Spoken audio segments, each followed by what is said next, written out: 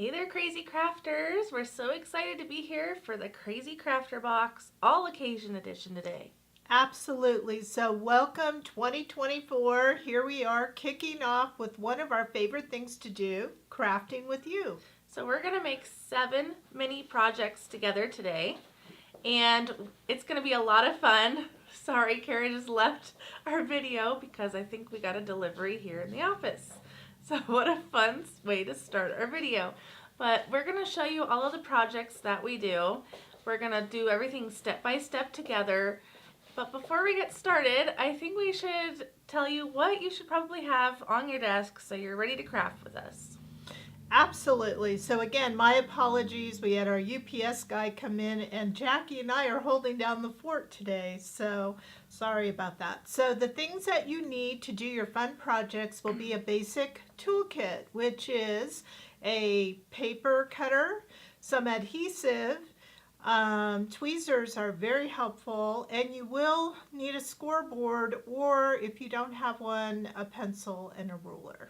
And then you also need some alcohol-based markers. And if you happen to have our Krazy Crafting acrylic square, that's perfect too. If you haven't met us before, I'm Jackie. And I'm Kara, and we are the family-owned business here at Krazy Creations. And we're excited. So let us know in the comments if you're excited to get started. We are live right now, which means you get to comment, ask us questions. We'll be reading those comments and answering them live. Don't forget, replay is also available. And right now we're live in 2 places, so Facebook and YouTube. How exciting!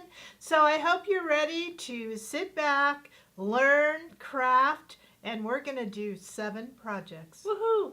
And this is going to be in about 4 hours or Yes. less. So Yes, let's we get will started by looking at our projects. Okay. So you should have gotten a box like this. And if you ordered early during the gift time, inside will be some gifts. Now, before I open the box, I want to make an announcement that if you ordered during our Black Friday special, which was November 25th, when we were airing our last Krazy Krafter box, you should have received 3 gifts, of which we mailed the 3rd gift yesterday. So they are on the way, okay? So don't worry if you haven't gotten your 3rd gift yet. Let's look at the projects first. Okay. You don't want to look at the box? Not yet. Okay. Okay, so here are the 7 projects we're going to be completing today together. So we have a beautiful stacked cups card. Here, let's move this out of the way. What do we call this one? It's the picket fence, I think, card. Very much. Yes, very much. And then we have this fancy fold football. We have another fancy fold with the daisies. Daisy on my mind. Yes. We have 2 shakers. Look at that. This is a succulent shaker. And then we have the ice cream shaker. And then, of course, we have a slimline card that has a gift. Awesome. So these look like fun projects. We can't wait to make all these, and at the end of the video, we'll see which one of these was your favorite to make with us. Yes, so I'm really excited. Okay, so back to the box. Let's see what's in this box. Okay, I'll let you open it. It should be untaped. There we go. All right, so it looks like we have some goodies in the top of the box. Yes, so if you ordered early, you definitely are getting this wonderful score tape, which will be super handy when we make shaker cards or fancy fold cards. So it's 1/8 inch thick. It's wonderful. I love it. It's a double-sided adhesive. It is a strong double-sided adhesive. We gave you not only 1, we gave you 2 micro cloths. So here at Krazy Creations, we particularly like to use this one to clean the edges of our laser edge pieces. And it's washable, so that's this little one. And then this one I particularly like to use on the acetate when we make our shakers. So you do have 2, but you could use them any way you want. So these were gifts that you received if you ordered within a certain time frame. Right. Okay, what else is in the box? Okay, we have our instructions. and they say, no peeking, let's craft together. Well, it's time to craft, so now we can peek. I know for a fact some of you peeked because we got little messages about that gift, right? Ooh, nice. Yes. Oh, there was another gift. Did you mention that one? I did. That was the one I said got mailed yesterday. Oh, I was reading some comments. Okay. Sometimes I do that. Okay, so we have our instructions with pictures here. If at any time we're going through the project and you need dimensions or you didn't hear something, it's right here in front of you. Then we have a collectible button. So everybody got a collectible button so we can remember how much fun we had today. Yes, and how many of you are collecting those? Do you have them on something special? We'd really love to know. We have a packet of stickers we'll be using in all of our projects. So if you need a sticker during a project, it's in this bundle right here. Then we have our project kits. Each kit is one different project. Right. So that we try to keep everything nice and organized for you. And that one's hard for me to grab. Yes, me too. Oh, there we go. Oh, that's because there's two like that. And then at the very bottom is the glitter paper we'll be using for all of the projects. Okay, let's put our projects back in here. I'm going to keep the glitter paper out. And are you ready to get started? Yes, so before we do that, Barbara would like to know where can we rewatch the videos. You can rewatch them on Facebook and YouTube. You'll find them on our pages. And then Cindy says she collects her buttons on our bulletin board. That's such a good idea. Oh, I love that idea. Okay, so our very first project is going to be the stacked teacups. And so we're going to need to find that sticker. So we're looking for stacked cups, number 5616. And your white border, which is the pearl border right here, we're going to be using that. The Made with Love sentiment is actually on your sticker, so you don't need to look around for that. And of course, you're going to need the kit as well.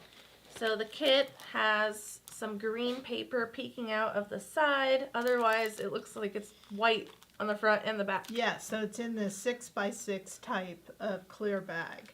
So shall we go ahead and open this up? Let's do it. Okay, I'll let you remove the stickers because we'll save that for the last, except for the border, we'll need that. Okay, so in this kit, you're going to find all these papers. And you're going to, they're in a pre-scored card here. So we are going to be using the pre-scored card because that's what the papers are going on, all right? So we need the pre-scored card.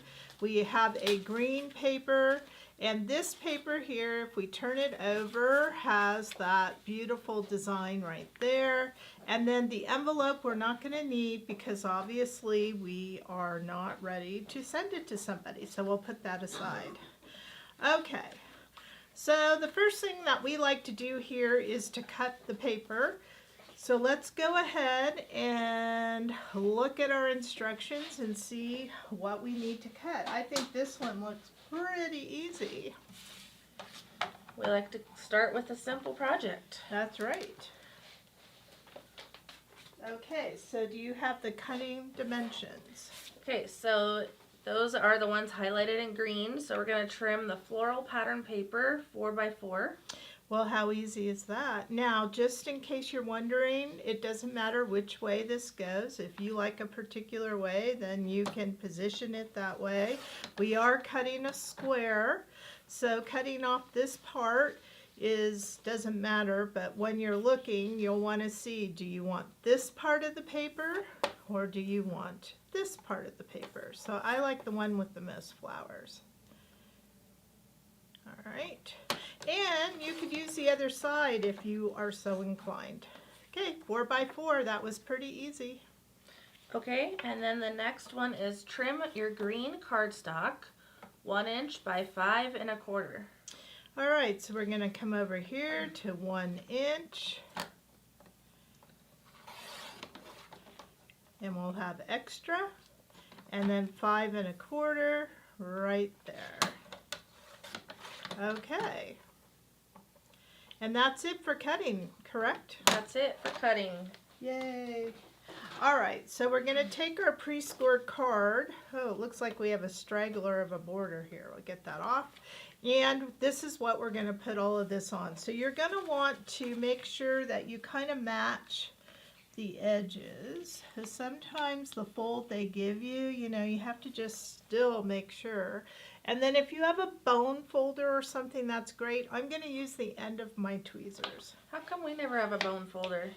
We will this year, 2024, coming out. Yay! Okay, so there, that looks really nice and flat. And what's the next step? Okay, so we're going to put the flower paper on the top here, leaving a border around the sides and the top. Okay, just a second, I have a problem here with my tape roller. You can use your, what do you call it, score tape.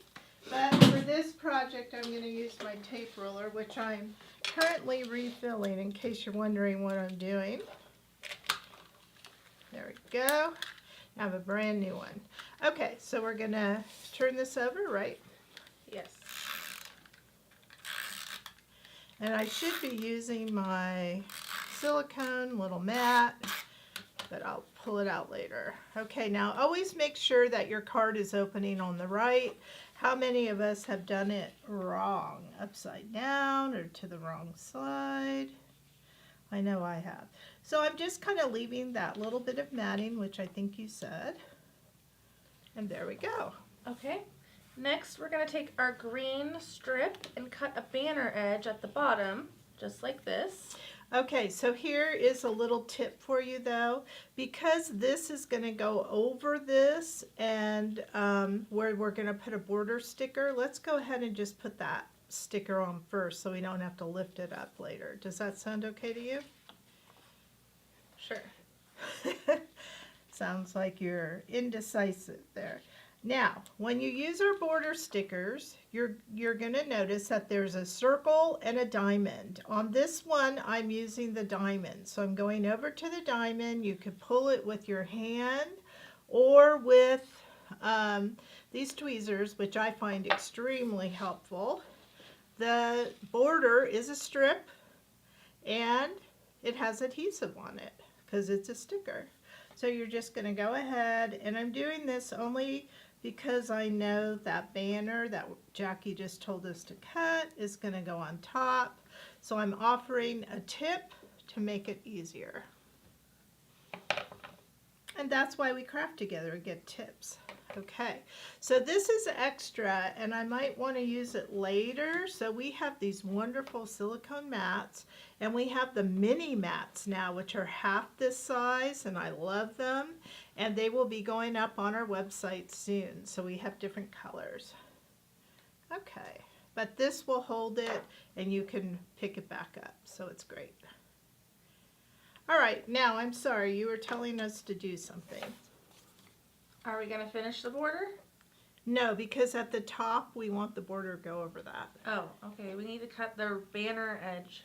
Okay, so to cut a banner edge, a banner is this down here. Do you see that? So we're going to come up here and we're going to go about, I would say, a ½ inch. So just kind of eyeball where the middle is.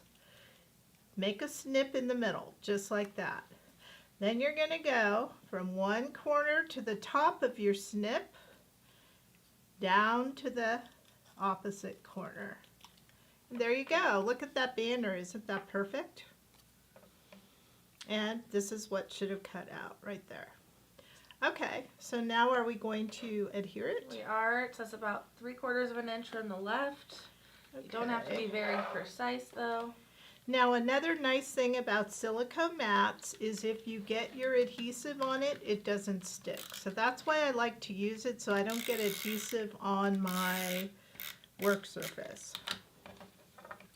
Okay, so 3/4 of an inch. Do you think it's like that? Maybe Looks a little good more? to me. Okay, I don't think it matters too much, but we're gonna go ahead and put that down. Does that look straight to you? Not quite. Okay, I'll let you fix it. To me it looks like it's going off to the right, but some people like topsy-turvy. hard for me because I have a Band-Aid on my finger. Did you cut yourself? Yeah. Crafting? No. Cookie? I don't know. I think it's just a paper cut. Okay. Okay, there. All right, perfect. So now, remember that extra piece of border we had? I'm going to lift it off of my silicone mat, and I'm going to put it across the top. I don't know about any of you out there when you're crafting, but I like to either put my border side to side or top bottom, and then I put the other parts on. So in this case we're doing top bottom, and then we'll do side side, but that way the same pieces are on top when you do it as you crisscross. All right, so there's that. Then we're going to go back to this, and we're going to look for that diamond again, and the diamond is every other one. So we're going to go in, pull that, and because we got 2 pieces on the first one, we're probably going to get 2 pieces here. Go. Okay, there's that side. Trim. And then this side. All right, how easy was this? Sometimes the best cards are the easiest ones. Okay, next, Jackie, is that the sentiment? Yeah, let's do the sentiment. So that's going to be found on the Stacked Cups outline sticker. So we took it out of our package. All right, so when you look at this, you're going to notice there are 3 stacked cups. So you're going to have lots of extra, but there's also 3 separate sentiments, which is really nice. So let's just pick one. This says made with love. Now I'm going to put the love down first to kind of help me position and then work my way back. So I'm going to find the word love. Love. If you're just joining us, make sure you say hello in the comments. We're just this is project number 1 out of 7. So we have a ways to go, but you're going to learn some tips and craft with us. Now I wanted you to notate that there are the insides came over with the word love. I put it down anyway because I'll pick those out in a minute once I get all my words. Much easier to remove those pieces when it's down on the paper. All right, so we're looking for the word with. And isn't it nice that our words are all hooked together? It really beats having to piece each letter together. Okay, and then the made goes right on top, it looks like. I think that was pretty easy. All right, so I think I like how all these are positioned. So I'm going to go in with my tweezers and remove these pieces without getting my head in the camera. There we go.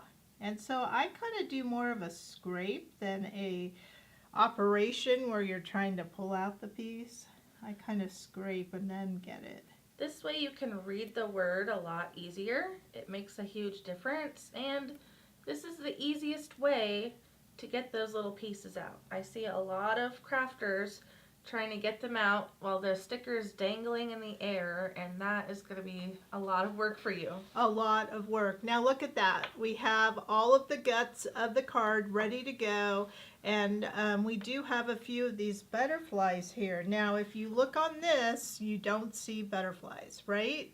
So where those are hiding is on our little tiny sentiment piece. See all the butterflies here? So should we just go ahead and put those down? Might as well. These are solid stickers, so you just peel and stick. We haven't used any of the outlines yet, but we're about to. We are. Okay. Put one up here. I think these little butterflies are darling. What do you think? They're cute. So we have 3 butterflies on the card. There we go. So the only elements that we are missing is the stacked cups right here, and then this little daisy off to the side. And those are both done with our outline sticker and glitter paper. Okay, so speaking of glitter paper, I think we'll put those to the side for a moment, and we'll take our glitter paper out. And we have a nice big piece. What size is it? 8.5 by 11, and it's handmade glitter paper. So if you've ever wondered how we make our handmade glitter paper, we have a recipe on our website. It's under the free resources section, and you can get all the directions and the ingredient list on there. But one thing you need to remember is you always have to rub it. Yes, so first I'm going to, excuse my reach, but we're going to use our little tiny brayer. So these are 2.5-inch brayers, and we like to just do this to press that glitter down and make sure it's nice and solid.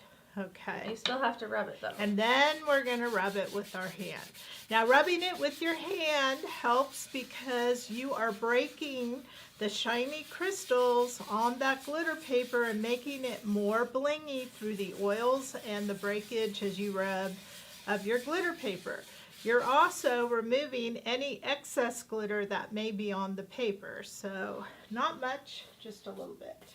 Okay, you only have to do this once. So once you've done the whole paper, you don't have to worry about that anymore. Okay, so we are going to peel our stacked cups. Do you want me to do that, or do you want to do it? You should probably do it with my little finger over here. Okay, I'm going to use my tweezers. So you're just going to put your tweezers or your finger underneath the outline. So I started it with my tweezers, and then I'm just pulling it up. And it is a little bit staticky at times. You could see that, right? So just let it be staticky. And then I'm going to just grab it with my fingers. Whoops, I'm not going to hook it. I'm just going to slide it. Oh, I need to make sure that top part's on there. There we go. Even if it's at a bit of an angle, it's okay. And then once you like it, press down. Okay, and then we need a small flower. Okay. So just grabbing the outline portion. Now if you can, I try to maximize my use, and I think that's going to work, don't you? There we go. So next it's important to press and then take a roller or something to burnish the sticker down because we don't want ink to seep out of the lines. That's called bleeding.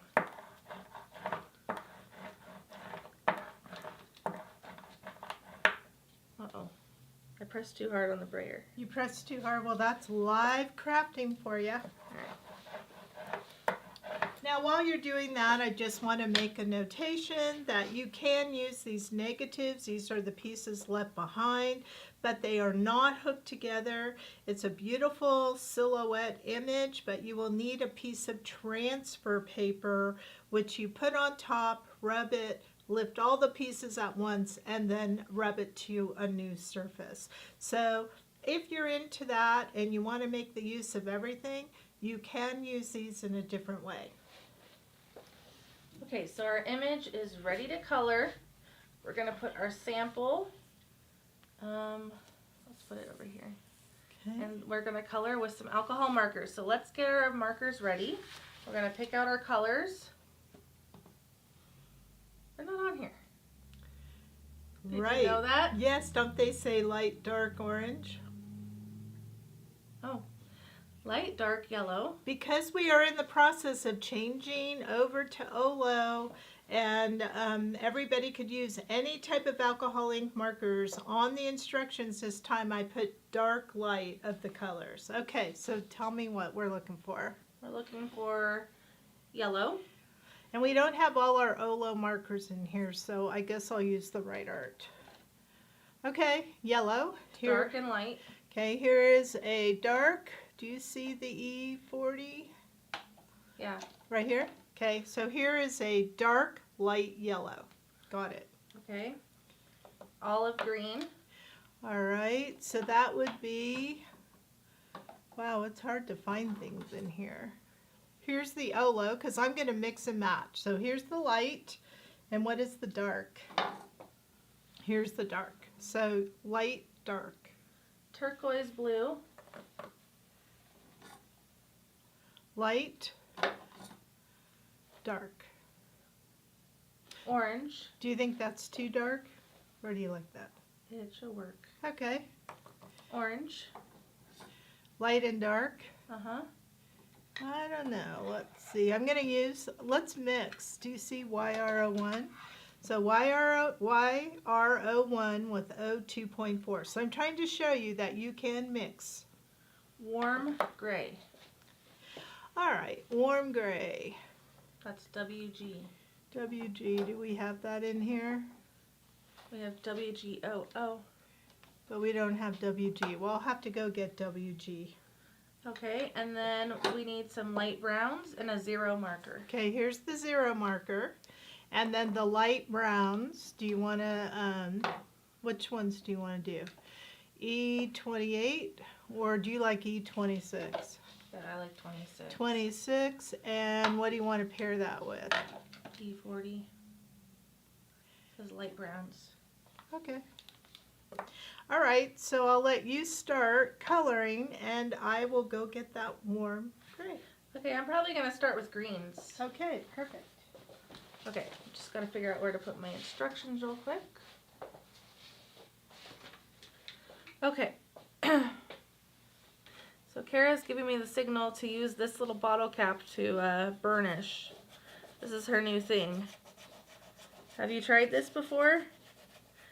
Feels kind of silly, but hey, if it works. So this is her extra tip for burnishing your stickers. And by the way, when you use the Olo markers, they are extremely juicy, so they may bleed a little bit. And when you use the Olos, you want to have light pressure. So, okay, we're going to be doing greens, so I'm reaching for my Olo markers. The technique that we're going to be using to do shading and coloring is starting with the dark color and then blending with the light color. So it's always dark and then light. So let's start with dark. We're going to put the dark color where we want the shadow. Now remember, this is an Olo, so I'm going very light-handed here. So Olos will be our official alcohol ink marker for 2024. We will have 5 different sets that have 12 colors in each set. We will be carrying them singularly. You can look forward to that toward February, March. So now I have my light green. I'm going to go to the edge of the dark green and just pull or drag the color to blend it. So we're going to do that to all the leaves. Very simple technique, but it looks beautiful. And because I've used light pressure, look, no bleeding. Woohoo!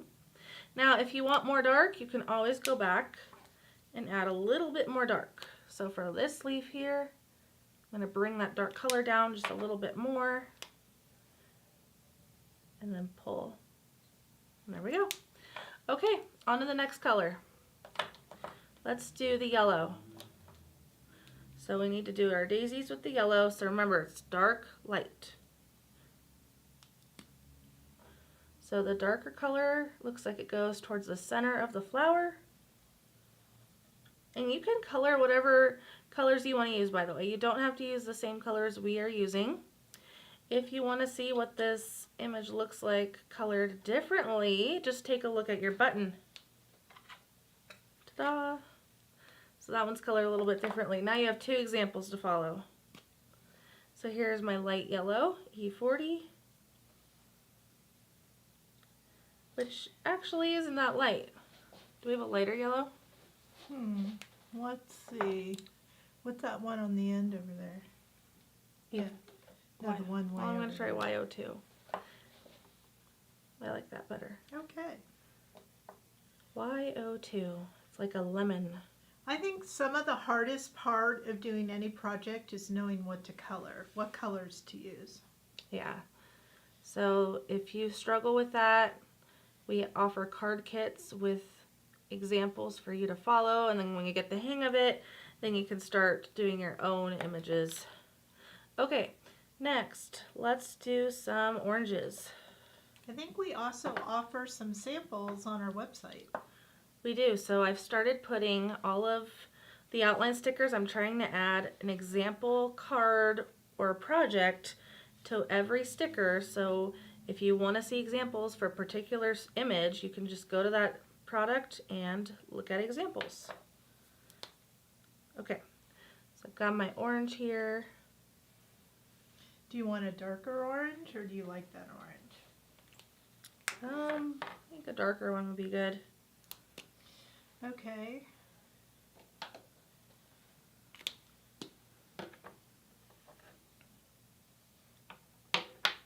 We don't have all our Olo colors in here, so that's something we need to work on. So remember, dark, and then go in with light and blend it out. This image is a little confusing to follow if you're just coloring it for the first time. And if you like this sticker, we have a very similar one too. What's that one called? Floral cup?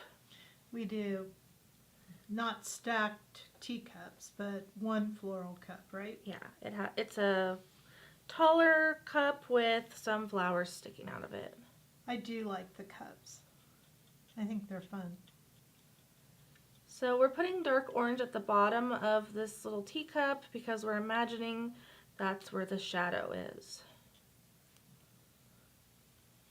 Now while you're coloring, I'd like to talk about why we call this the all occasion, because these cards can be used for many different occasions. So this one particularly you could do, for practically any occasion. It could be just a thinking of you, it could be a sympathy, it could be a birthday, so many things, right?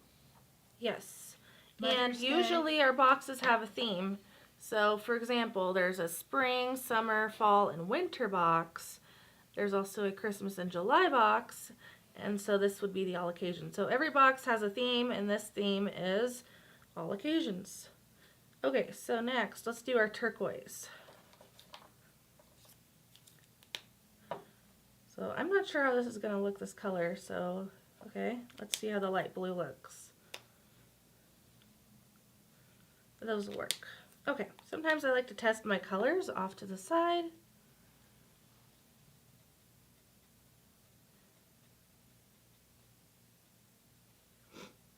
Coloring is so relaxing. It is relaxing. It's a perfect thing to do for the new year. We just got out of the stress of the holidays, looking for fresh beginnings, and what better way than to craft? Okay, I have something for our viewers to comment. Did you make a crafting resolution this year? Let us know in the comments below what it is. Did you make a crafting resolution, Jackie? No.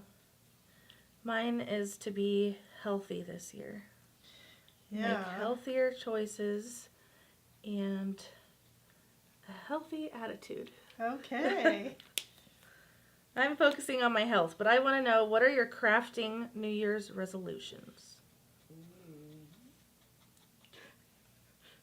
What is mine? Mine is to, really, I just want to touch all of you out there. So for every expo, Krazy Creations is going to, Kara will be there this year. So you will see me whether you want to or not.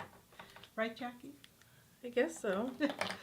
How Okay, exciting. let's do some browns. E26 is my favorite light brown. It is your favorite. Are you going to put that with E40? Yeah. So as you can see, we didn't exactly use all the colors that I used. Mine was 100% Olo, but just by using any brown, any brand and following the light dark scenario, we're coming out with a beautiful presentation, don't you think? It's coming out well, and when we get to this lily up here, I'm going to turn it over to you to demonstrate the lily. This marker seems a little dry. I know, huh? I'm wondering if that one in the back there is E40. It is. I think you might like this one better. Better? Yeah. If you're struggling with your blending, look at the tip of your marker. If you're running out of ink, then that's why you're struggling, and you should refill it or grab a different marker. Now you know if you're running out of ink if the tip is turning white as you're coloring. Now with the Olo markers, you don't refill them. You actually purchase a brand new cartridge which is 100% full of ink, but it's $2.69, so it's really a deal. So you save your tip and your cap and you just replace this part of the cartridge right here. So it's really worth it, okay? All right, so we're gonna do the lily, and I'm going to use this warm gray, and I'm using WG3. If you want to use a cool gray, that's fine. I'm gonna just kind of show you maybe down here what warm gray looks like. It's kind of a brown gray. Do you see that? So I'm only going to color with this light gray, and then the rest of this is going to be blended in with our 0, which has no color. So I'm just going to come in with this light gray where I want the shadows, and primarily toward the center here. And I might want to go up a little bit here, and I'm going to do half and then do the other part. Okay, so I put some warm gray in there. Also, another thing about Olos, I'm going to be talking a lot about them, is you do not have to put the cap on each time. In fact, they would prefer that you not. So when you're using 0, you want to make sure that there's no color on there. So I like to dab mine on a piece of scrap paper. And then we're going to go to where that line ends on the warm gray. And we're just going to blend it into the white. Aren't lilies white? I think they're all different colors. But in our little pattern paper, they're white. So we're kind of following that, right? And there we go. So we kind of got rid of the harsh lines of the warm gray. Isn't that pretty? So then we're going to come back to our warm gray and do the bottom. And like Jackie said before, if you ever want to add more, you can. But it is really hard to take away. So you want to make sure that you go light with a darker color, and you could always add more in, but you can't take it away. All right. There we go. I like that.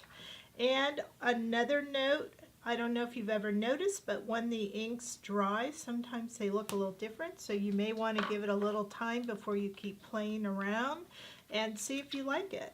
So here is our stacked teacups. Now I'm going to give you a couple more tips. So you are going to trim this out with your scissors, but if you notice, there's a lot of handles, and in mine I don't have any of the glitter behind that, but look what happens when I lift this up. Okay, so what I did was when I was cutting this out, I literally cut around that and lifted up and cut underneath, and then when it went back down, look, you didn't even know that that was cut apart because it's a sticker. And I just think that's what I did there. I know I did it on this one, but somehow it's hooked there, and I did it here. So you see that? So that's a little trick that you can do to just cut through, pick a side, cut underneath and around, and then let it go back. Okay, so we're going to leave it up to you to cut this out at your own pace. You're just going to follow the border with your scissors, and then we use some Pop Dot dimensionals to put it onto the card. So it's going to go right on top here, and your first card is complete. Yes, so we have the teacup, and then the little flower is right here. How fun was that? Here is our very first card all done. Let's take a closer look. So we made one, hooray! So we have 6 more projects to go. Kara, would you like to jump right into it, or would you like to take a 3-minute break? No, let's jump. Okay. Shall we jump? Okay, so our next card is this one, right? I believe so. Yes. Okay, so let's find all the pieces that we need. So, we need our mandala. What else do we need? Our kit. Do you want to find the mandala? All right, so let's look through our stickers here.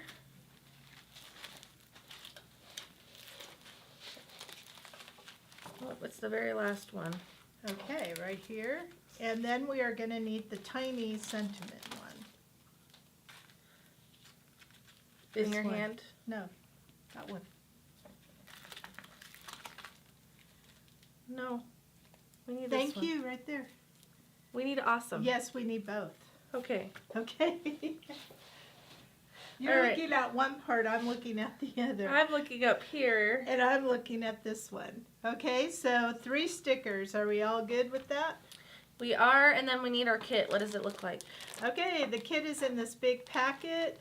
You'll notice that it has a slimline card. You might see some of the string hanging out, but this is what it looks like. And it's with my favorite tie-dye paper. Don't you love that paper?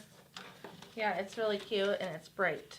It is bright. So let's look at the card a little bit more. Can you show everybody how that card works? Okay, so this is a slimline card. So it fits in a number 10 envelope.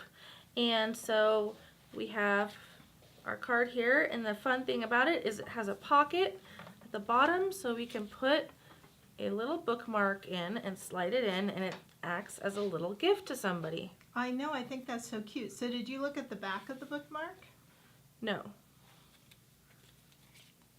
Look, double-sided.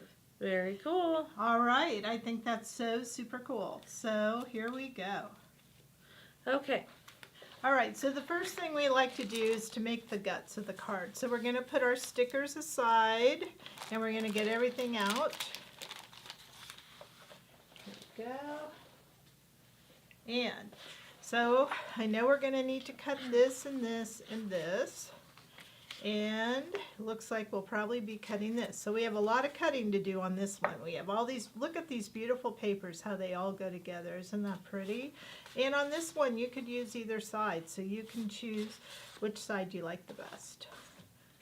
This, we'll put aside the little string and the bookmark until we get there. So let's put that aside. And we also have a white paper, and I'm going to guess this is to make these little words, so we'll put that aside for right now. And we don't need our envelope for the same reason we didn't need it before. And then we have a slimline card. Now, if you want, we can go ahead and make this, and at the end, we'll put the whole piece onto the card, rather than what we just did where we used the card. So I'm going to put this aside right now. Okay, I think we're ready to cut some paper. Okay, do you have your paper trimmer out? I do. And I'm going to use my larger one because I think we're doing 8.5 cuts, right? I haven't looked at it. We'll see. Trim black cardstock, 3.5 by 8.5. Yes. So the good news is these should already be 8.5. So it is. So if you have any that are like this, this, or this, these are all 8.5 already, so we don't have to do that. Okay, so now we're going to cut 3.5. Yes. So 3.5. That looks like 3.5, don't you think? Let's hope for the best. There we go, 3.5 by 8.5. Done. Trim the wood paper, 3.25 by 8.25.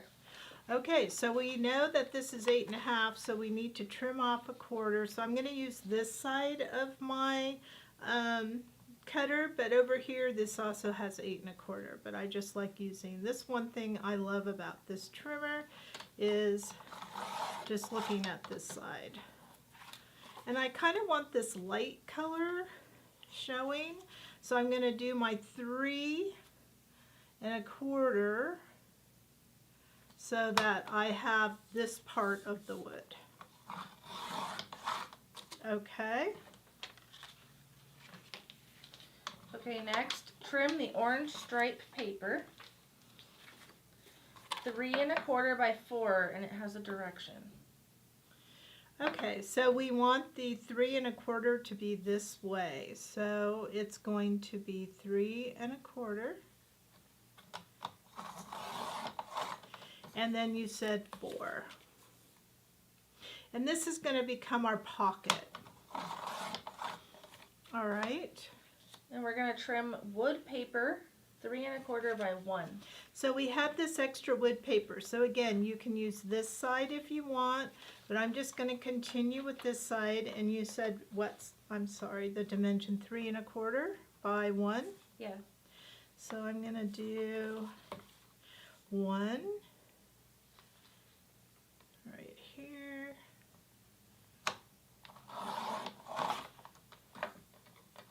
And then 3 1/4.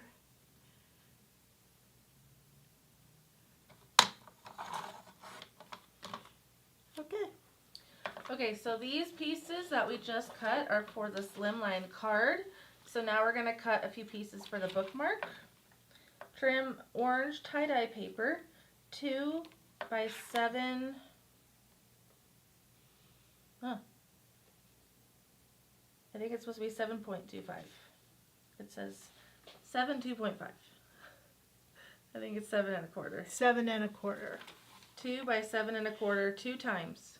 Okay, so I'm going to go ahead and go to 7 1/4. That's Kara typing really fast. Okay, there's that.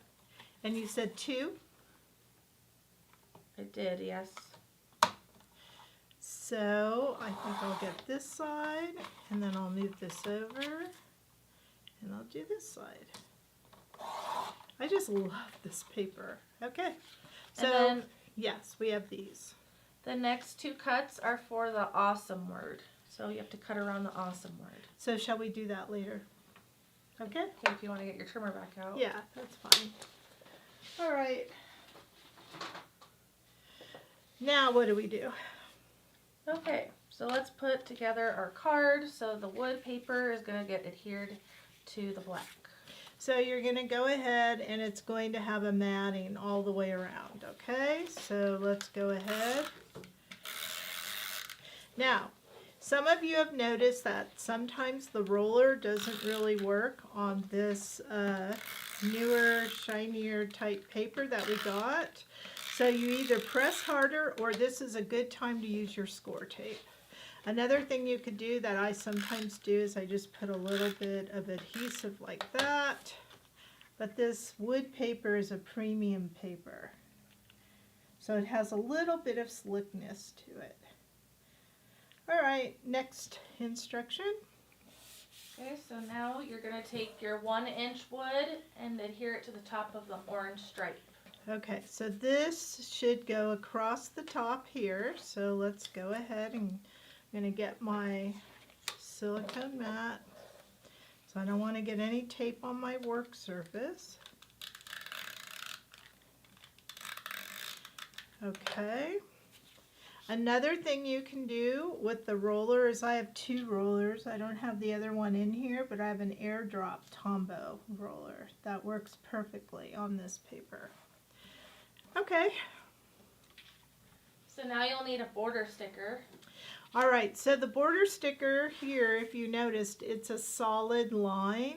So if you go to your little sentiment here where we have the butterflies, there's these lines right here. So we're going to use that.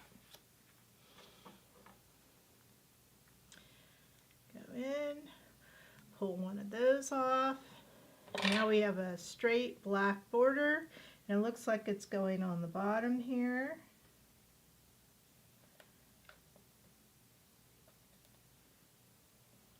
Across. There we go. Look at that. We'll trim off the excess. Okay. Next. Now we need to make the pocket. So do you have any foam dimensionals? Well, do you? No. Let's look and see. We should have some. You don't have any on your side over there? I don't have anything. Nothing. Okay, well, I'll let you talk while I go grab some.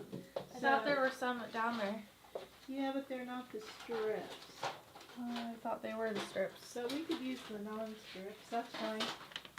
We'll use the non-strips. Oh, okay. Well, if you're fancy, you get to use strips. And if you don't know what we're talking about, we offer some black foam strips that are great for making little pockets on the website. And they're only $2.99, I think. Yeah, I prefer those because a lot of times you're putting a gift card in, but look how much room you have on each side of the pocket, so it's not going to matter in this case. So our strips, this is another one that I like that we also sell, are these like little rectangles. So we're going to just put them on the sides here. So this gives it a little bit of a lift, so when you go to put the bookmark in, it will be able to slide in, right? Yep, and it just adds some dimension as well.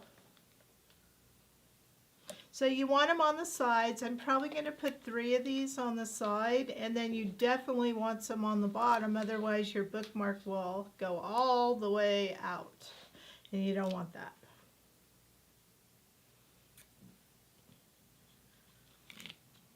So if you had the strip, in a way, I think on the bottom the strip would have been better. So what I'm going to do is I'm going to lift this up and I'm going to cut it really skinny because look how tall this bookmark is. So you want to make sure that this triangular part doesn't go too far over. So I'm going to make mine skinny.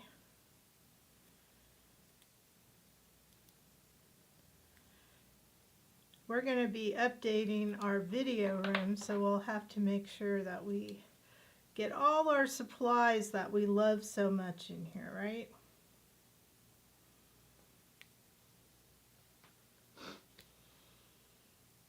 Okay, and I'll cut this one. But there's never a problem in crafting. You could always make it work. This one over here, and I'm going to put this one right down here. Okay, and this is just so our bookmark will not slide through. Then you have to remove the top.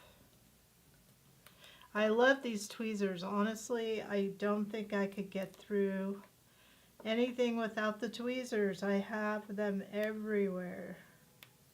I have them with my makeup. I have about 8 pairs for crafting because I craft in 3 or 4 different places, and I just love them. And I just can't imagine doing projects without them. Okay, here's a good tip from Cindy. She's coloring the edges of her she's coloring the edges of her white strips black, because she didn't have black. Oh, that's a good idea. Good one, Cindy.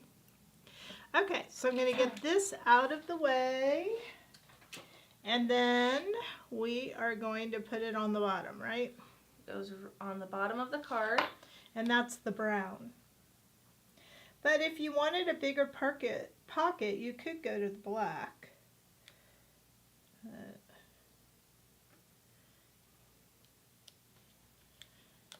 Okay, pocket. Woohoo! We did it. All right. So where do you get those black dots from? Okay, that is a good question. So we're going to save that and they will appear magically. Okay, how about the thank you? Okay, let's do that. So the thank you again is on this mini to from. Now this is a perfect sentiment sheet if you do tags and things like that. But look how we're using it for our cards. I just love that. Guess what, crafters? It's online.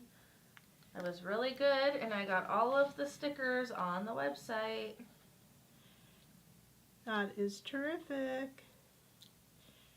Okay, I'm going to put that there. Thank you.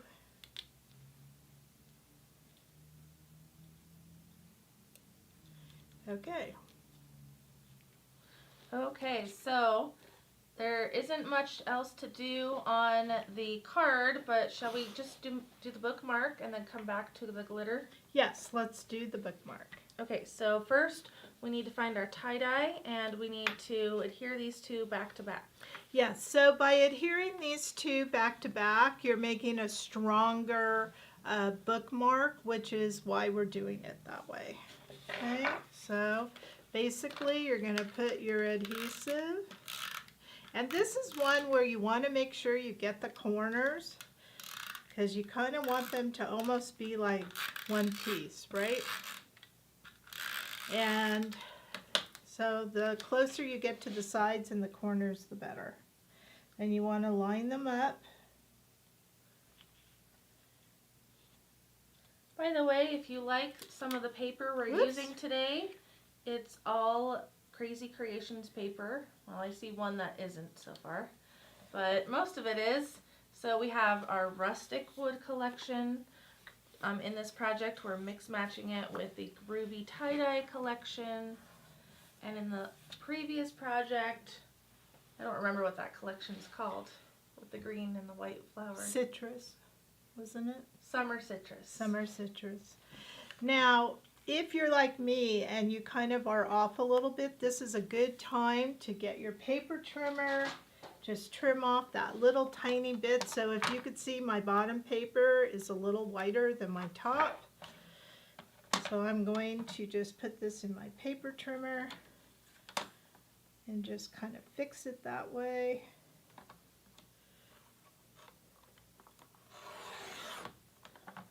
There. Now I have a very good edge. Okay? All right, what's next? We could do the awesome or the mandala. Let's pull this out and look at it. Oh, we have more words than awesome. Yes, we do. So let's do those words just to have them done. So now we're going to go to that other wonderful little sentiment. I think these sentiments come in so handy. This sheet is called call-outs because they're little speech bubbles. But you don't have to use the speech bubble part.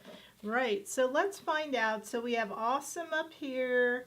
We have celebrate. I mean, you could put any words you want. There's celebrate here. There's hello right there. You could put hi there, whatever you want. I used awesome, celebrate, and hello. So those are the three words. So we need that white paper. And how I like to do this is I like the least amount of cutting. So what we're going to do is I'm going to go in here and I'm going to pull my first word, which is awesome. And I'm just going to put it, because we're going to cut right around the word. Look how small that word is. Okay. And then the next word is celebrate. So I'm going to find celebrate.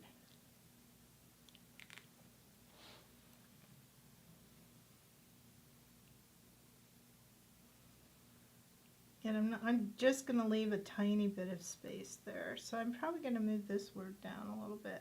So I never put my words down all the way until I really like them, then I press them down. But I kind of want it to be a straight line. Okay. And then we have hello. Hello, Jackie. Hello. Okay. So by doing it this way, a little piece out. Okay, I like all that. So now I'm going to press and I'm going to look for the pieces. So I have the inside of an E. Get rid of that. Another inside of the E and the inside of an A. Okay, these E's. Maybe a little bit of an L. There we go. E. Do you see how scraping is so much better? Okay. Get the A, the E, the E, the L, and the L. Okay. Now what we're going to do is we're going to grab our paper trimmer. And we're going to cut right below those words. And look, it's one line. And that makes it so much easier. And then we're just going to cut. You could use your scissors or your paper trimmer to cut in between.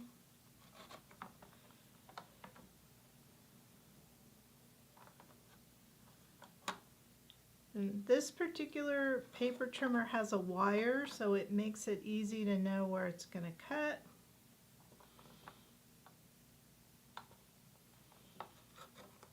Okay, and there are my 3 words.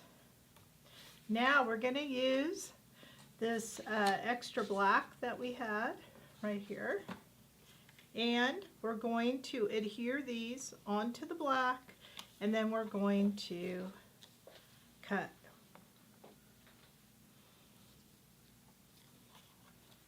So let's do the same thing. Let me get my silicone mat here.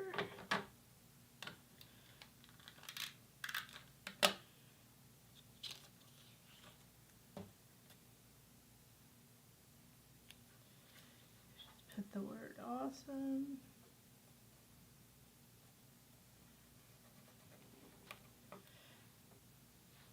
Celebrate.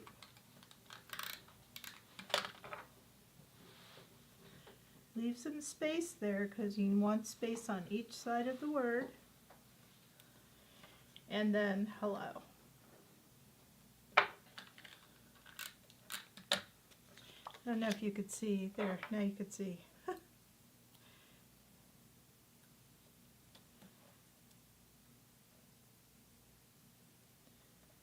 Okay.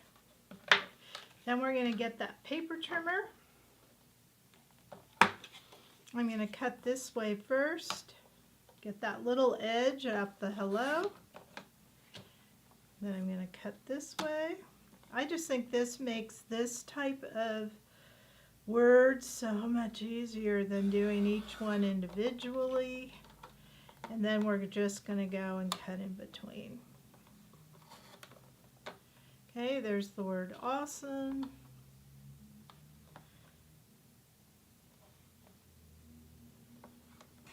And then we have celebrate and hello. There, we got it. Yay! Perfect. Okay, so now let's see where we're at. We have our card. We have the beginnings of our bookmark. And now it looks like we need some mandala images. So let's do this first. Let's look at how these are. So you got 2 mandalas, and it looks like there's a lot more. But honestly, we've cut the mandalas, and it looks like, oh, they gave you a different mandala. Oh, that Michelle, how fun. But they're all beautiful mandalas. So we are going to cut a mandala so that we have it in more places than you would think you have. And if you even look here at the glitter part, this one is cut as well. So let's go ahead and start with putting this on the glitter and getting that extra piece so we could put it on our bookmark. So I'm going to put all of these out of my way, and we're going to get our glitter sheet. Okay, so you're going to want an edge for your glitter sheet just so that you could see. And as you can see, a large part of the mandala is on there. It's about 2/3 of it. Yeah. Okay, so we're going to go ahead and you're going to peel.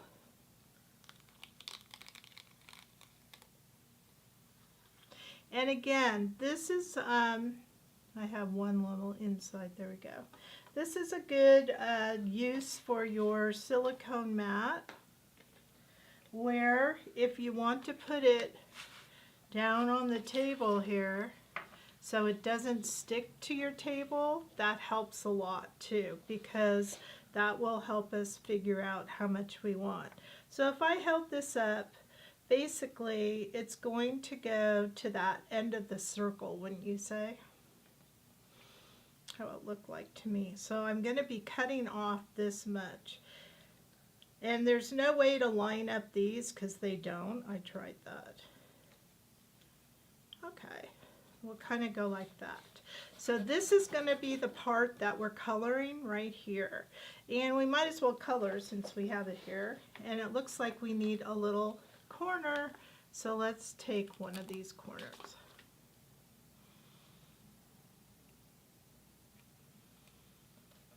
Can you be the colorist?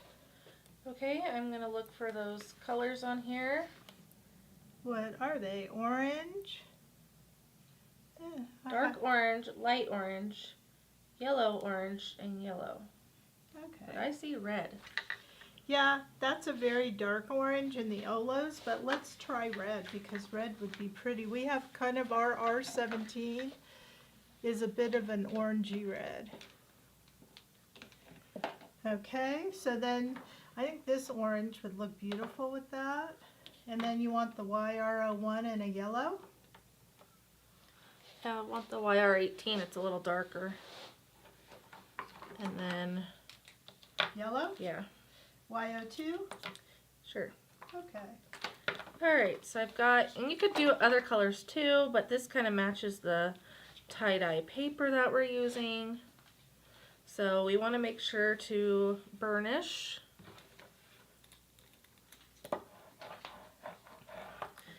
Let's start with the small little corner because it's going to be the same technique as the large mandala, but this way we will start out by practicing on something a little bit smaller. So instead of looking at each section individually, which you're welcome to do, but for this example, we're going to treat this as one area and we're going to be coloring over the lines to create that gradient. So I'll show you what I mean. Starting with red, I'm going to start in the corner here and I'm coloring over the lines. My next darkest color is orange.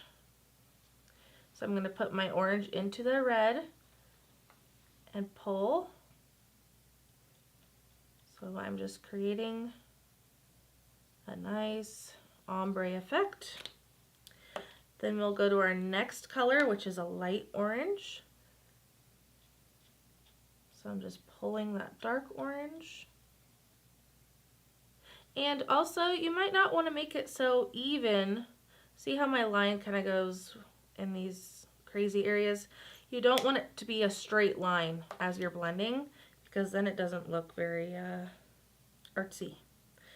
So next we'll go to our yellow and just pull. We want it to be kind of like that tie-dye on the paper.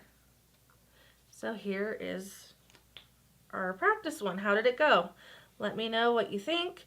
Don't be afraid to color over that black line because the ink will not show. That's the great thing about black outline stickers.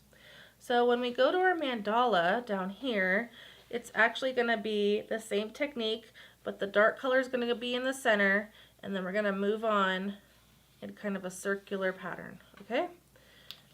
So starting with red, red's going to be in the center here.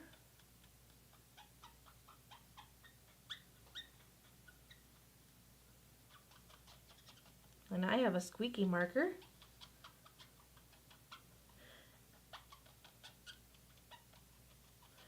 So here's my red, looking good. Next is dark orange.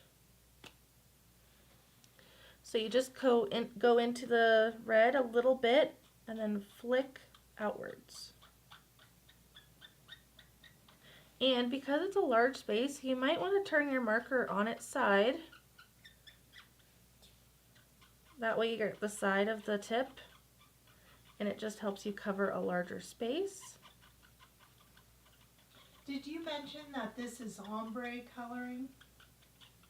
I did use the word ombre. Well, good. Ombre, gradient, rainbow. I love ombre coloring. Next we have our light orange. Now if you finish your mandala and you think, you know, I wish I had more dark color in it, you could always add more dark and make spread like the inside out, but you cannot remove color.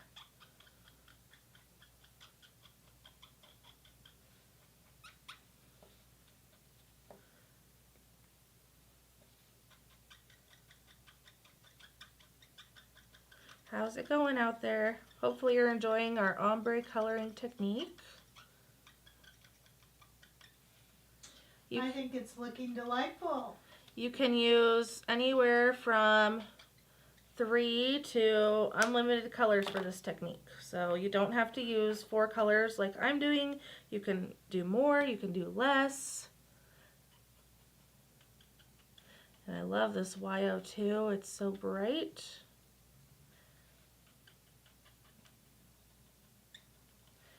The nice thing is you can always touch up your coloring if there's certain areas you wish had more color in it. So for example, if I wanted a little more orange over here, I could go back and add more, and I'll show you that in just a moment. So we carry different mandalas, right? We have about 6 different mandala designs. And I think they're all beautiful. They're all unique. Okay, so for example, if I need more orange in a certain area, you can always add a little bit more orange in here and then go back and blend it. There, I think that looks really good. It's very pretty. Love the colors. I love the colors too. So basically now I will go ahead and I'm going to cut this one. So, oh, your coloring is awesome. So I don't want you to be afraid, and what you might want to do is turn this over, and you're going to just trim this sticker off.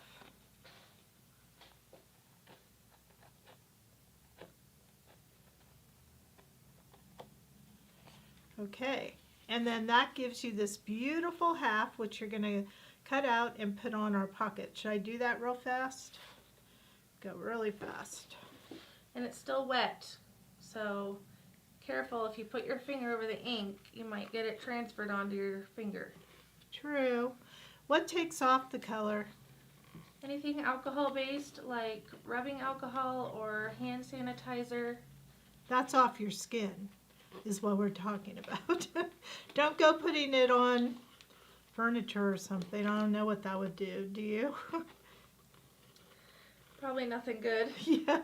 I might strip the wood stain or whatever. I'll tell you one thing that I end up doing is it's hard for me to cut with a big piece, so I like to kind of scale it down.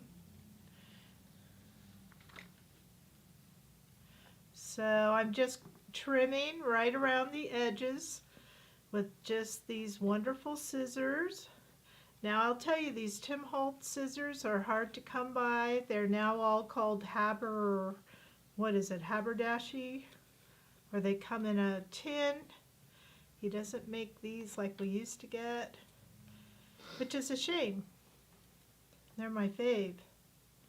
But the other ones are supposed to last longer, but you do have to pay a little bit more because they come in this tin now.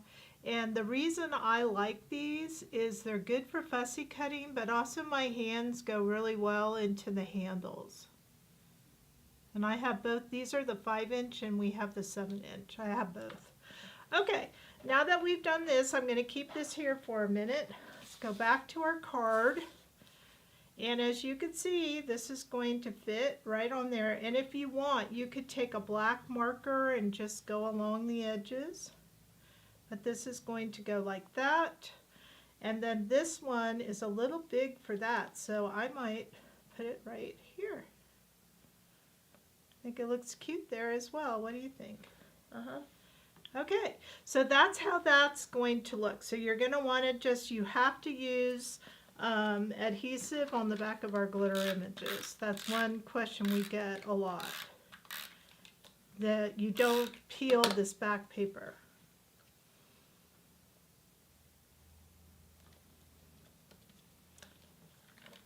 Okay, so you had asked me where those dots came from. They came from the inside of this mandala, but let's see what opportunities we might have from this one. So we're going to look at the negatives that were left behind. We have tiny dots. We have very tiny dots, but one thing I might want to use is these little diamonds. I think they're kind of cool. What do you think? I like them. So let's see what that looks like.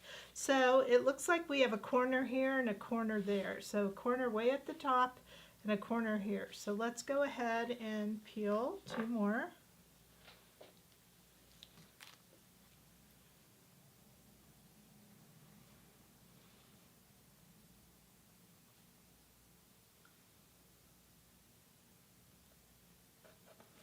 There's that one.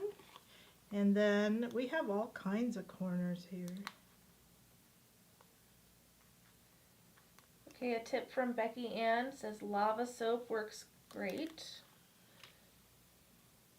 Oh, to get the ink off your fingers? I like that, Becky Ann. Okay. Cindy says there's some bigger dots on the daisy sticker. Oh, that one's coming up.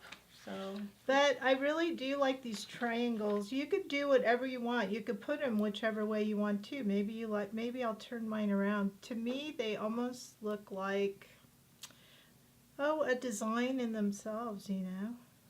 And then Penny's asking if we have any 5-inch Tim Holtz scissors in.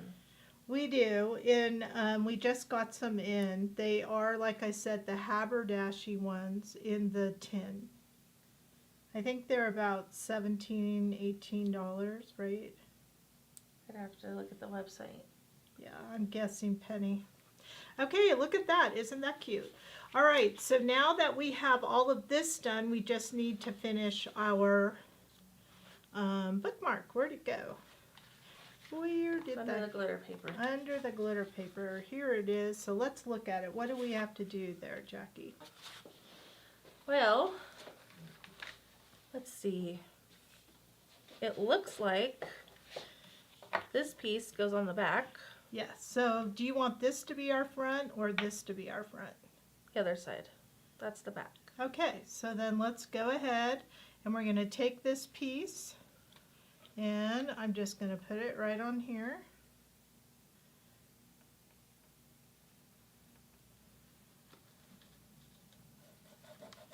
Nice. And I'm just going to make sure that, see how I might have a little bit of edges, so I want to trim that off. But isn't that beautiful how that comes out? I just think it's lovely.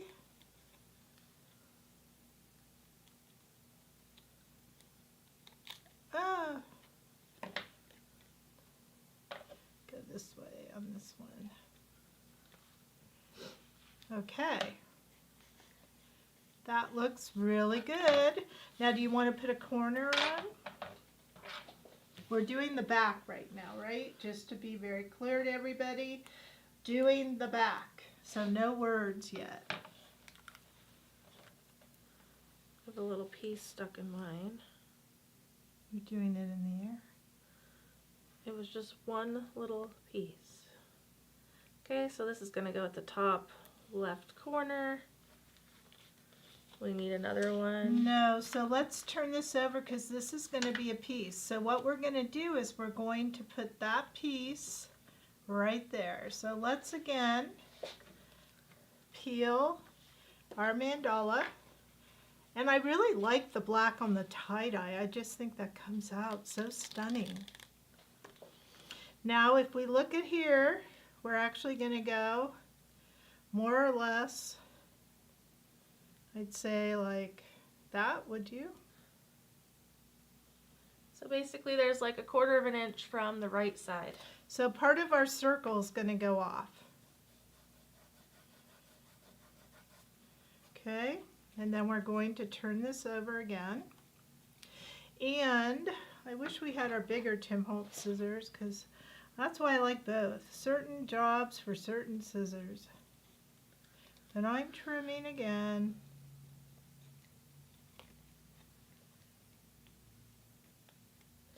If you have questions about our scissors, send us a message on Facebook and we can answer your questions in detail. Now look at this down here. We just put a little portion of it. So we can almost go like this. Maybe I'll go over just a little bit more. Every one could be different, right?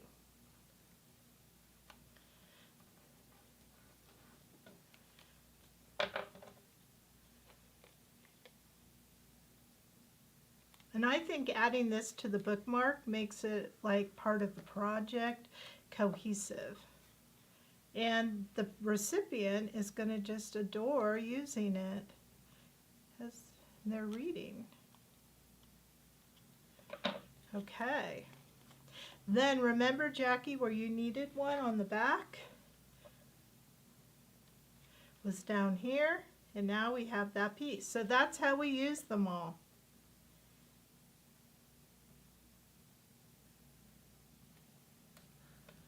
Okay, so let's flip it over to the front and see if we need any corners. We do not. So all that's left is adding those sentiments. So awesome, celebrate, and hello. Okay, so what's the first one? Awesome. Turn it over, put some tape. I'm going to use my tweezers, and right here, that look good? Yep. Okay, what's the next one? Celebrate. Celebrate, and then hello. Okay.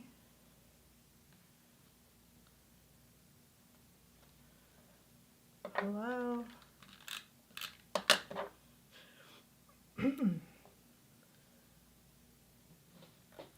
Okay.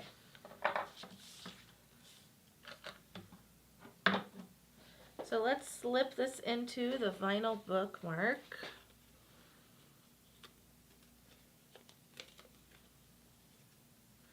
And then we're going to just tie a little knot for the string. And when I say we, I mean you. Me, Kara. Yeah. Okay. There. Okay, so there's already a hole in here. If it's not punched out, you want to punch it out. And then I have 2 strings in your kit. I'm going to fold them in half. I'm going to put the fold, I like to go front to back. And then you're going to put the ends through that loop, tie, and then you're going to trim to your desired length. And there you go. And once you've done all that, we'll put this one back in there. This one goes in here. And look, it's finished. All right, so project number 2. That one took a little bit longer, but it is very cute. We made it together. Let's look up close. Oh, and don't forget, you are going to fold your pre-scored card, and then this part right here, right, Jackie, is going to get adhered right on top. Yes, so just so you know, in the future, we're probably not going to cut out with you, but you'll know to trim out and stick your images onto the card, just so we could save a little bit of time. Okay, so we're going to take a 3-minute break, and then we'll be right back with the next project, which is a fancy fold football card. Wow, that's a tongue twister.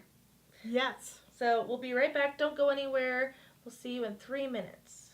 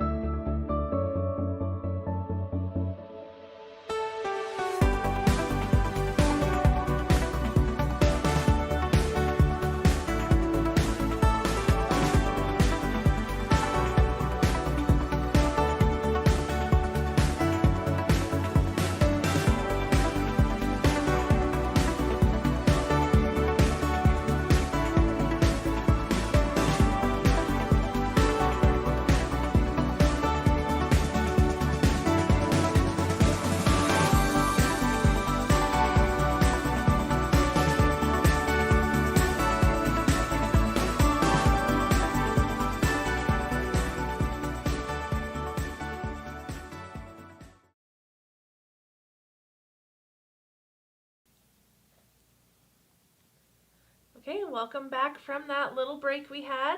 We're on project number 3 of the Krazy Krafter box, all occasion. Woo-hoo. I'm so excited. So that last one was really fun. That was one of my favorites.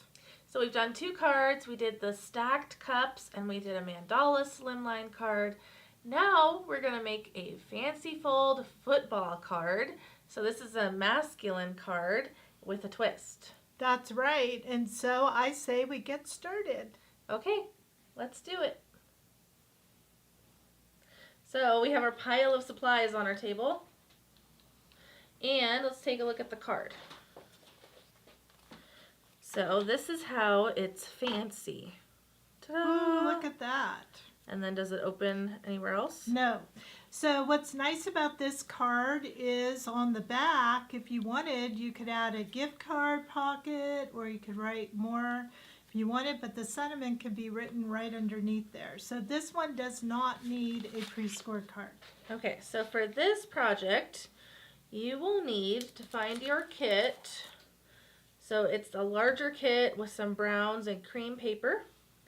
You'll need your football outline sticker and the 2 from Mini sticker. Now I know you and I are not real sports kind of people, but I think it is football season, right? I think so. Yeah, so how perfect is this one? Okay, so shall we take everything out of the kit? Yes, so we're going to need to do some trimming. So we could need everything out, but again, we don't need the envelope, so I'm going to put the envelope back in there. Now this paper here is authentique paper, so we don't carry that paper. Because authentique is no more, right? That we know of. That we know of, right. Okay, so step 1 is to trim the brown cardstock. So we're looking at the paper that is back here. So we need it to be 4 1/4 by 5 1/2.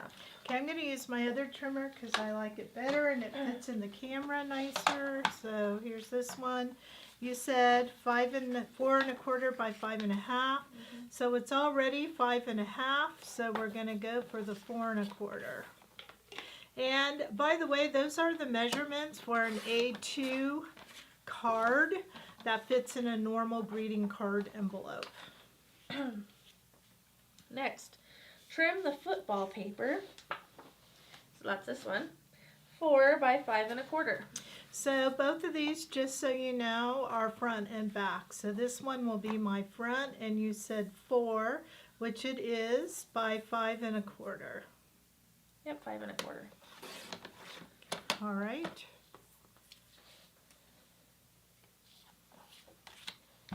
Okay, next we're going to trim our cream cardstock. And what are those dimensions? 2 1/2 by 10 1/2. Yes, so this is where I need to get my bigger trimmer. Who else is using multiple paper trimmers today?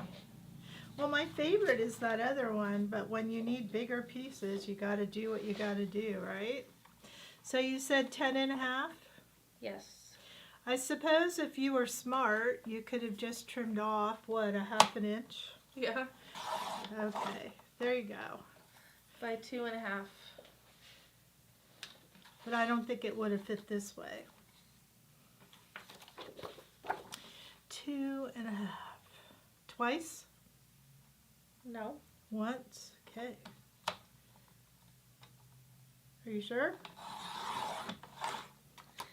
I'm sure. Okie dokie. I'm just following the green. Okay. Trim the dot paper. 2 1/4 by 5. Okay, back to my favorite. I know, you get out of all that. All you do is have to read, so if the mistakes happen, they're on me. So what is it? 2 1/4 by 5. Okay, I'm going to do the 5 first. And 2 1/4.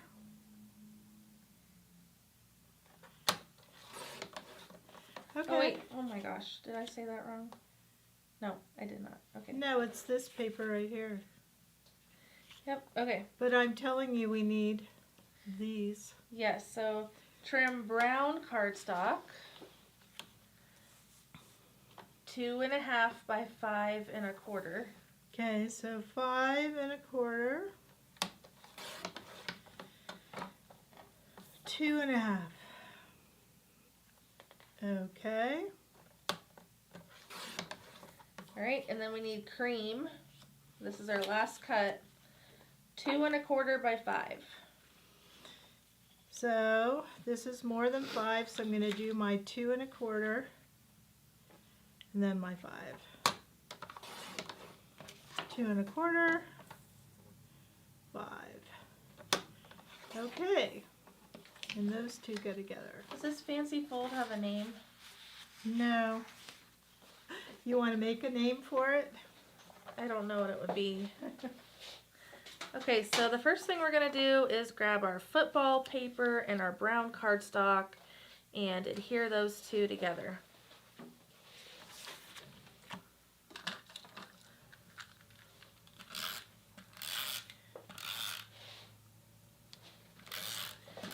Okay, so we're just making sure there's a matting around that football paper.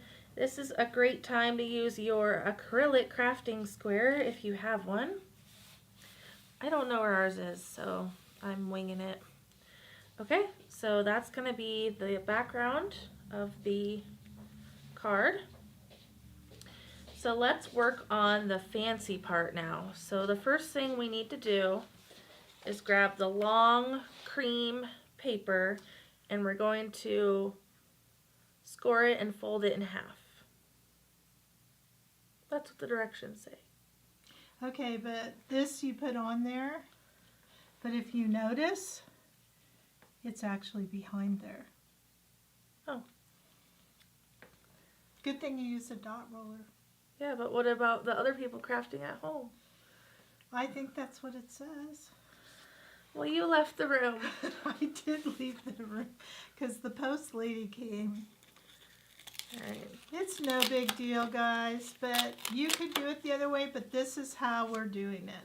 I like the fold to be on the inside. So we are going to score, and what you can do is just fold this in half. You're not going to score it? You can if you want, but it's really folding it in half.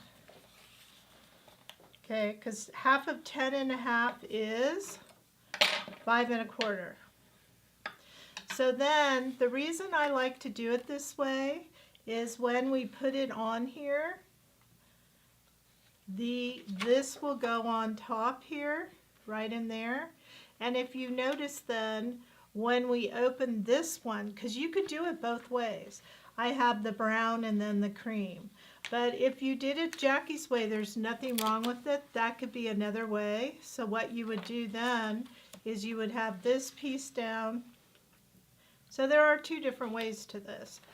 And then you would put this piece down like this. And then you would want to trim your brown and the cream a little bit less.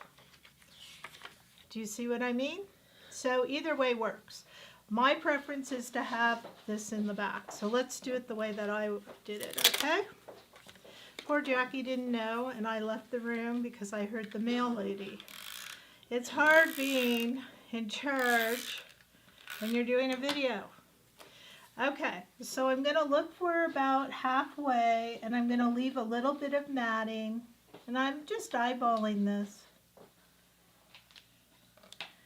So, looks like it needs to maybe come down just a notch. Okay, so it's going to be like this. And as you can see, this is a fold.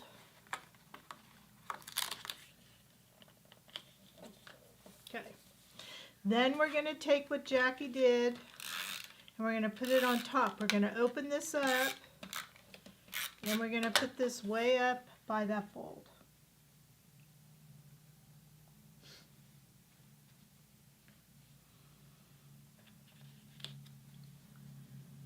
And see how that works? Just like that. Alright, this is going to be called a touchdown fold. Okay. All right, so now that we've done that, do you want to continue and put this on? I'll let you. I don't think I can mess that up. I think it's a fun card, but there are two different ways. So I'm glad you kind of did that. It showed the other alternative way. Alright, so there's that. If we open it, we have our brown and our cream. My preference is to put these two together first and then put it on here. Yeah, and you're going to want to match it exactly under that bowl.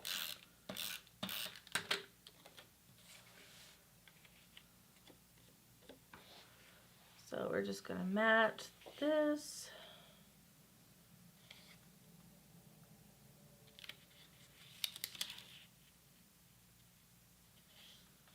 There we go.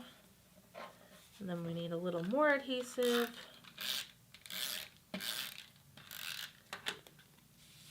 And it's going to go right here. Perfect. All right. Now while we have the soap in, let's decorate the inside. So we have our to from sentiment sticker. We're going to put to from, and the lines are from down here. We'll need to trim those to size. So I'm just eyeballing it. To from.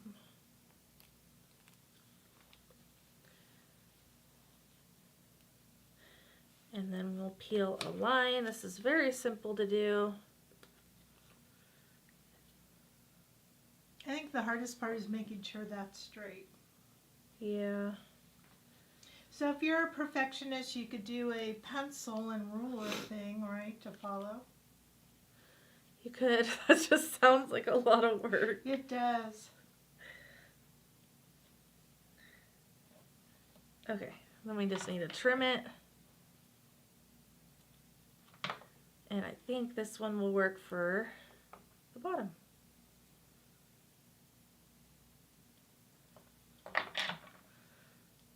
You could even decorate the inside with little football stickers if you wanted. If you wanted, sure. Okay, so now we have the inside complete. And so now we're looking at the outside of the card. It looks like we need touchdown. So that could be found in your football outline sticker. And I just wanted to point out that the numbers on the shirt could be the age of the person. So this person could be 25. Touchdown, 25 years, right? Yeah, are there double numbers? There are. So if they're like 22, Yeah. it's not a problem. But I thought that was a cool way of thinking about what to put the number on the shirt. Yeah, or their favorite player's number. Yeah. So my tip for these words is grabbing the word in the center. So I peeled it, and then I took my tweezers and I grab it in the middle of the word so that I can position it.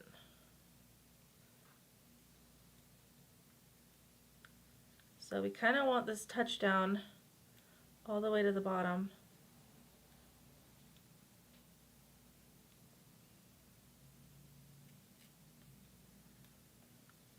Then you kind of just let it relax. And if it tries to go crooked, kind of like mine, we can also turn it. Turn your card if you're having issues. And then kind of guide it into place like that. All right, we did it. Yay. So now it's a matter of doing the glitter images. So I'm going to put this aside, and we have our glitter paper. So we need a shirt. Jersey. Oh, a jersey, that's right. We'll put that up here.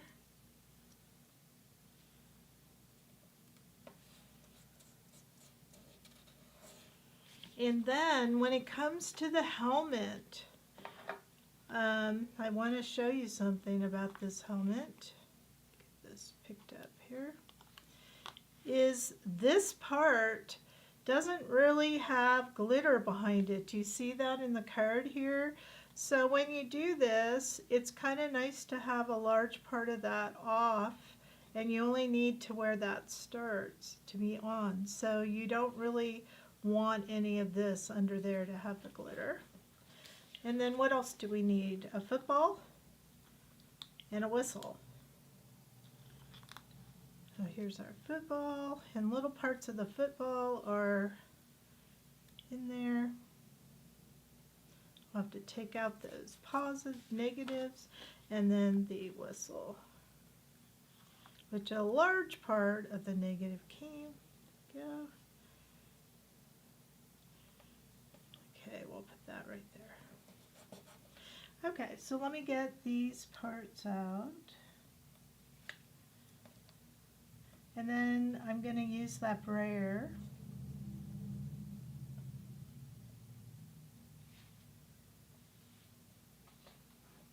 Okay, and we're going to go ahead, make sure these are really nice and down, because we don't want bleeding.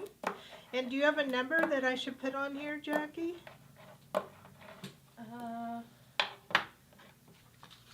No. 30 something? For who? How old was Eric? Does he want everyone to know? Okay, I'll just put a different number then. I'll put 30. 30 seems like a good number. He's not a football person. Okay. So now that we have all that down, we're going to color. So it looks like we're going to need some reds. To make this gold, we're going to use so we'll get a dark and light red. So here we go with that. And then to make the gold, we're going to get a light brown with that E40. And then for the football, we'll do these two. And then for the whistle, we need some cool grays. So that was an E18 as my dark brown. Then cool gray 6 and 2. Okay? All right, let's start with the shirt. We're going to go on the bottom here. These look like 49er colors. That's San Francisco. That's where I grew up. So you can use your football colors. But the shirt is going to be red and gold. So I'm just kind of putting my dark red where I want that to go.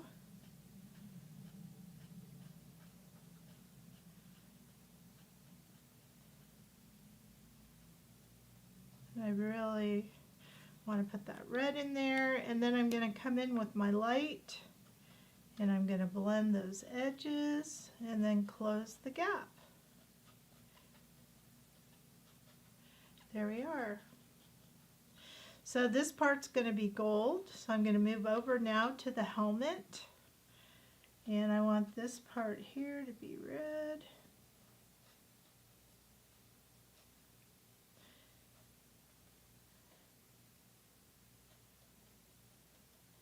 So it's kind of nice that there aren't a lot of colors here. I think that makes it kind of easy for coloring.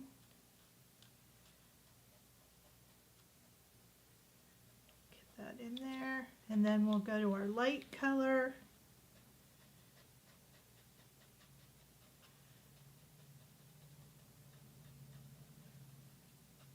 There we go. I'm going to let that dry. I might want to go back and add a little bit more red, but for now I really like that. So let's go to our gold, which is going to be this light brown, and then this E40, which is like a yellow kind of brown color. And we're going to go in here and do our shirt. And I'm just picking where I want it to be dark. You don't have to do where I'm shadowing. That's a whole nother thing. But I find that as long as you shadow, people just don't question it. They see the contrast and they like the contrast. So they don't really look where you put your dark and your light. They just see the contrast. Okay. There's that. Now mine looks a little darker here than here because I use the Olo markers, but still the same concept, a light, dark, thing. I'm going to put a little bit more of the dark in here.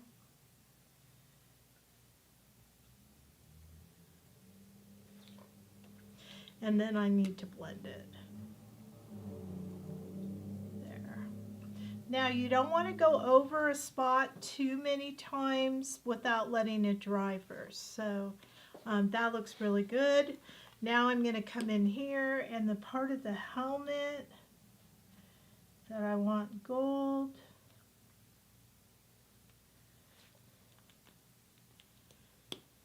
Kind of get this right here, there, that. And then I want my whistle to be light and dark silver. So and this is the cool gray. So there's my dark. Here's my light, and you always start at the edge of the dark color to blend. If you color over your dark color, you might erase some of it. All right, now here's a very important tip, is I'm going to get my little bottle cap and I'm going to press that down, because this part I want white, so I don't want my brown to go in there. So I'm going to go with my darker brown here. But I want this part to be white, which is how I think a football is. Maybe you football people out there can let me know. And I'm going to put some of that lighter brown in here in a minute to give it some contrast. So this is that E26.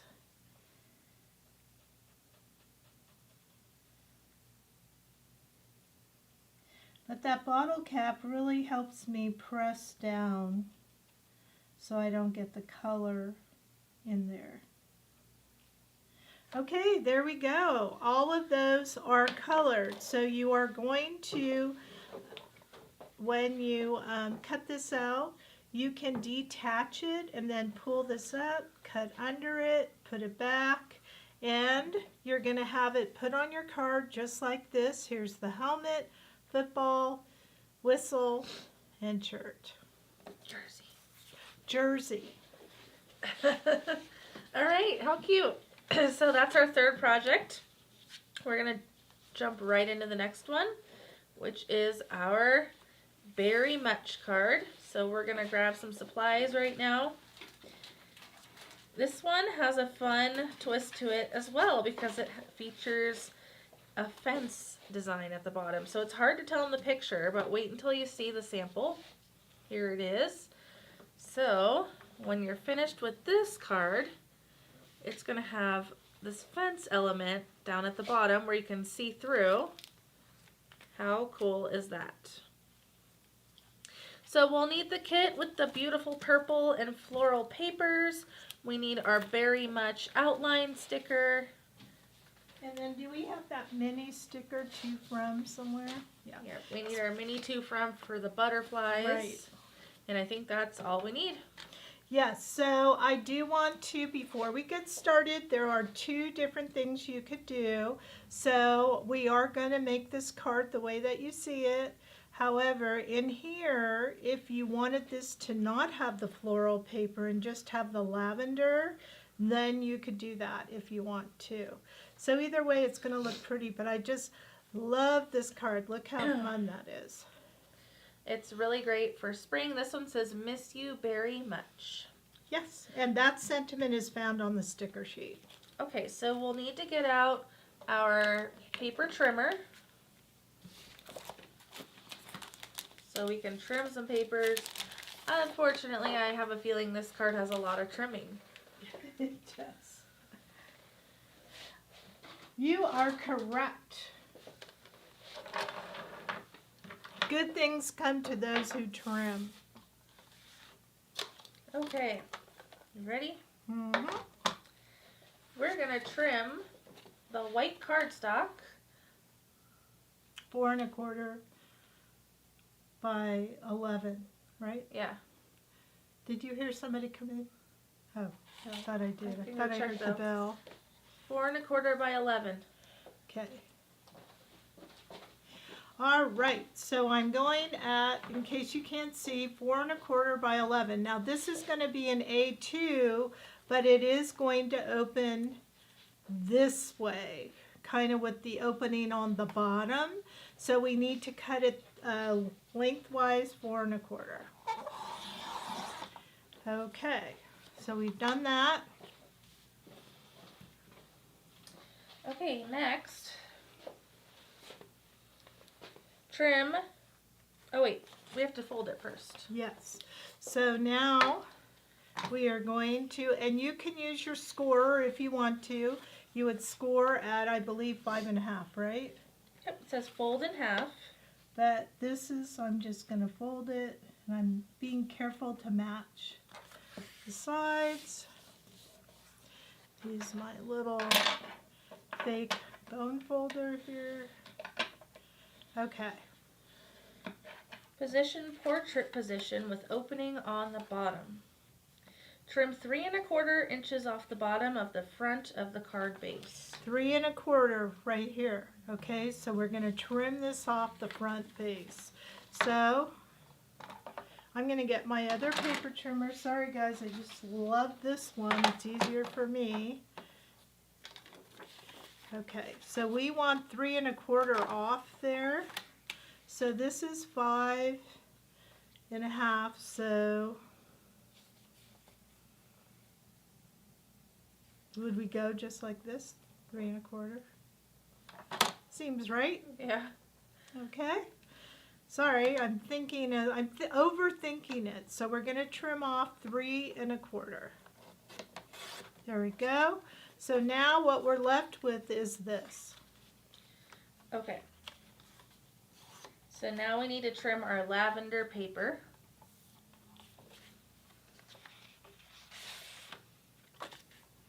Four by 2, and I'm guessing that's going to go up here. Okay, so is there a better way to, I think I'll do 2 first. And then I'm going to do 4. Trim the floral paper. 3 3/4 by 1 3/4. So if you want to cut it the same, it would be 1 3/4 first. 1 3/4 by 3 3/4. 3 3/4. And what's nice is the floral doesn't have a direction, so you could do whatever you want. Okay.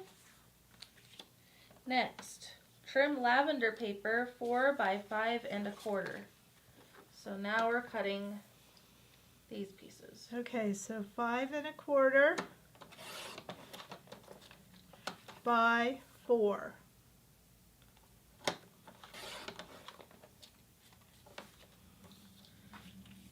Floral paper 3 3/4 by 3 1/4.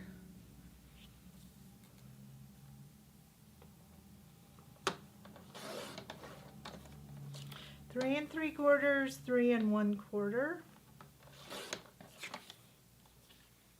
Trim the white cardstock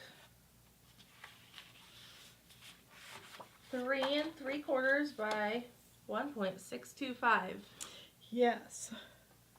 Why would I? Oh, because the reason is if you do it 1 3/4, you don't have this beautiful purple showing in between. So I made it that, but if you don't care, then you could trim it bigger.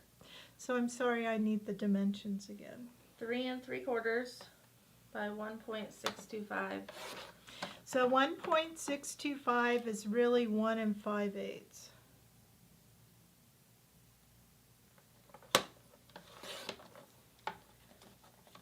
Okay, so I recommend that you keep all these pieces together because we're about to cut a lot of white strips.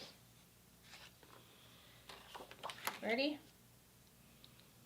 Trim white cardstock 1/4 inch by 4 1/4 5 times. So this is 4 1/4, so we're going to turn it this way, and I'm sorry, it was what, a half? No, 4 1/4 by 1/4 of an inch. Quarter? Do you want to measure your card?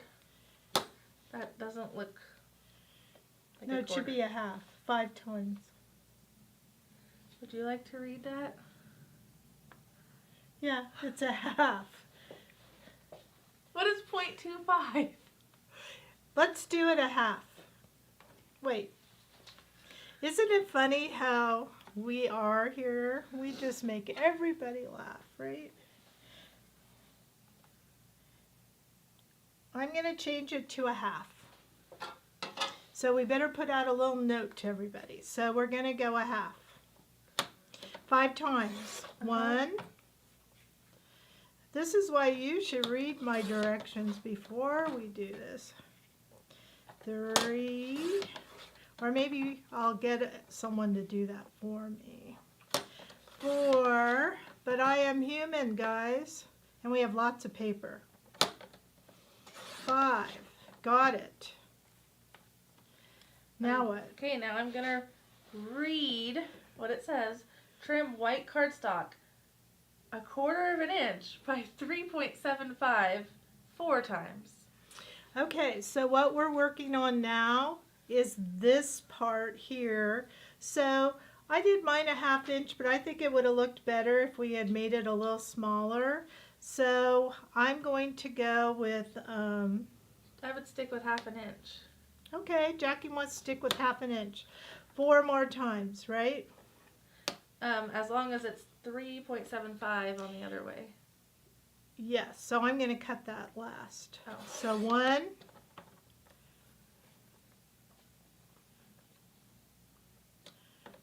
2,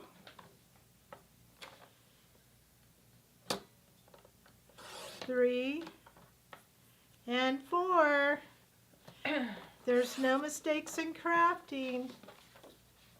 So what we're going to do is these are going to be one on top of each other. So we need it to be, you said 3 and 3 3/4. 3/4. So let's go ahead and get that off. So I'm now cutting these at 3 3/4.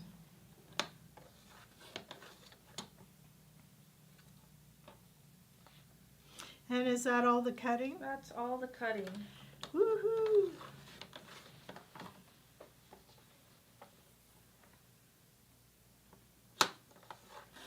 Okay.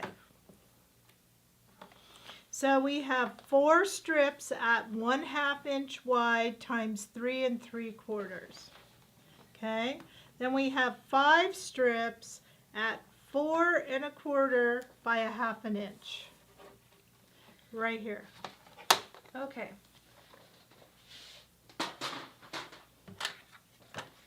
So let's go back. Let's put all of our strips off to the side so we don't mix them up. Let's go back to our card and put the paper on the front here. Okay. So we are going to go to the lavender and the floral. This is going to go the floral onto the lavender and then this onto there, correct? Yes. But here's our tape roller. Here we go.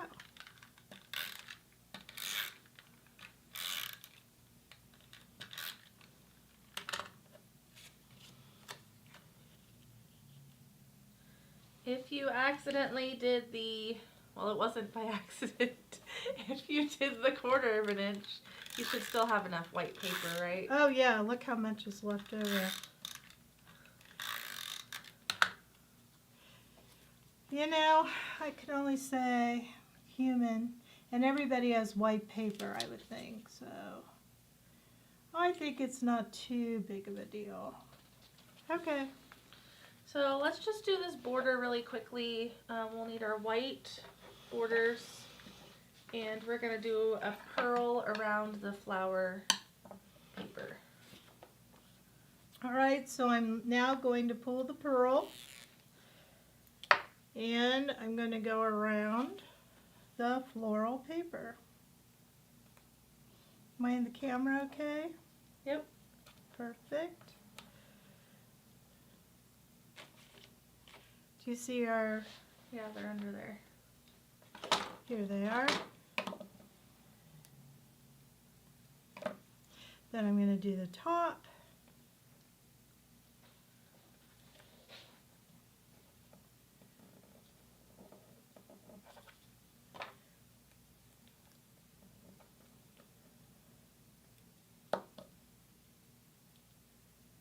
Okay. Then we're going to go and we are going to pull another purl and we're going to do the two sides.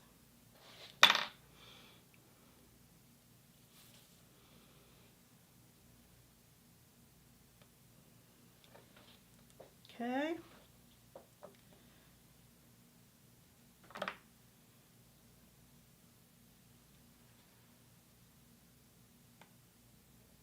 Oh, you didn't tell me I cut that one off wrong. To fix it. Look, I matched it to the lavender. You can always trim it. Yeah. All right, what are we going to do next? Now we're going to put the papers on the inside of the card, and we're saving the fence for last. Okay. So let's open this up. So lavender, we're just going to put straight down. So did you make this a blackberry? I did, and before I put the lavender down, I just want to show everyone that if you choose not to put the floral, you could see the lavender through the fence then. So you don't have to put the floral on the inside if you don't want to. Should we do it different or just the way the sample is? Just copy. Okay. Yes, I did make it a blackberry. But you could make it a raspberry. You could make it a, I don't know, what does a boysenberry look like? I don't know. I mean, I know it's blue, but it's round, isn't it? I don't know. Oh, well, there's other berries like a marionberry. There you go. And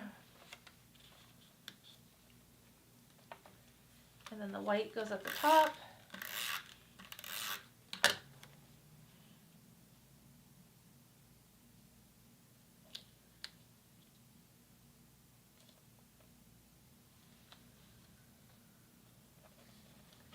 And then, guess what? More borders. Do you want me to do it? Okay. So this is more pearl border strands.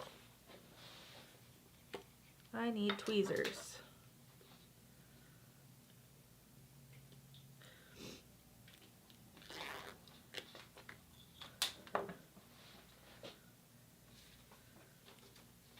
So we're just going around the flower paper.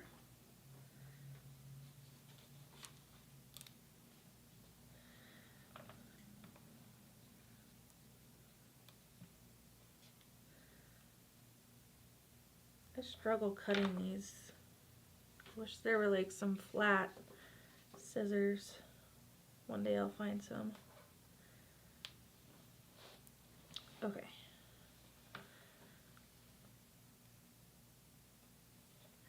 And then we need the sides.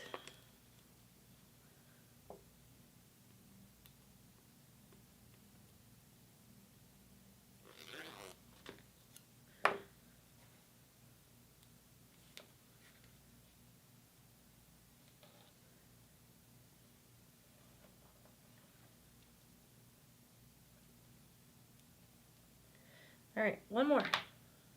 Woohoo! One more. I got that one. Okay. So now we have our pearl border going around the floral paper, which is from the Pretty Flowers paper collection. All right.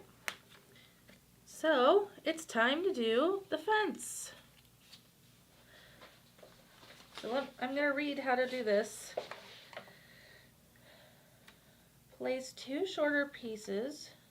So that would be the 3 3/4. So remember we have 4 of those, so we're going to put 2 down. And I kind of like to use this just as a guide to see where I want that. So that looks about half good. an inch from the side. Yeah, so maybe like that. Okay. And then it says adhere 5 longer pieces across them, starting at the bottom flush and working your way up.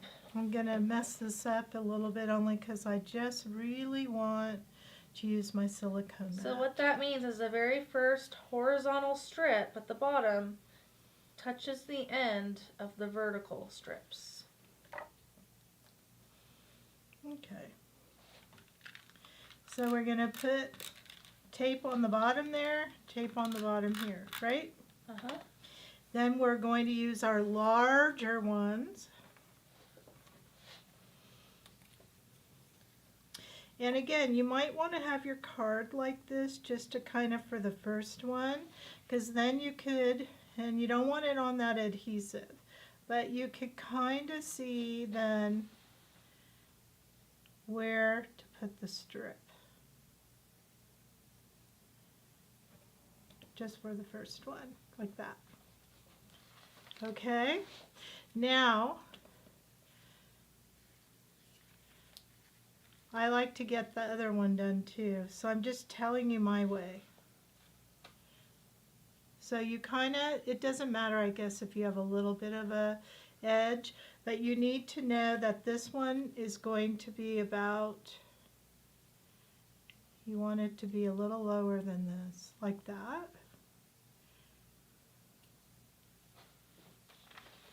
So you might mark it, or if you're going to be daring like me, I'm just going to put a little adhesive here.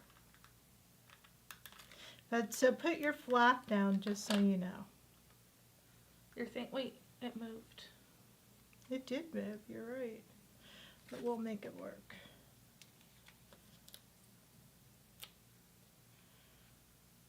I'm just going to stick it there because as I go up, it'll be straight.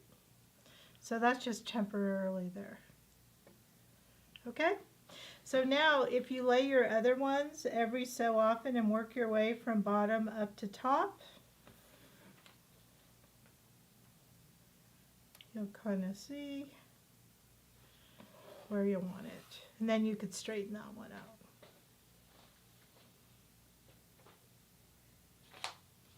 Does that look good? Uh-huh. So now you just need to glue them into place. Now if you get a little adhesive over your spot, we have something for that. It's called an adhesive eraser, and I don't see one in here. Why is that? I don't know. We don't have a very good little video area. Anywho. But there is one on our website, and it's called, what's it called? An adhesive eraser. So if you had some dot roller that went over, you might use it. But on the other hand, it's not really going to matter because I'll show you why in a minute in this case. But if you did in another case, notice how I'm kind of lining these up. And a fence is always a little crooked anyway, so don't worry if yours is a little crooked. Now I'm going to take this one back up and fix it. I'm pretty happy with that. What do you think? Okay, that looks good. And then to finish it off, we have 2 more pieces that will match the vertical ones, and you're going to just glue them on top. Now if you like this look, that's fine, but I like putting this on top because it gives it a little bit more strength, okay? So I just am going to do that to kind of give this fence more strength, and you want to somewhat match it up to that other piece. If it's off a little, you could trim the top or where it's off. But look at that, doesn't that look great? And it was easier than you probably thought. Yeah, not too bad.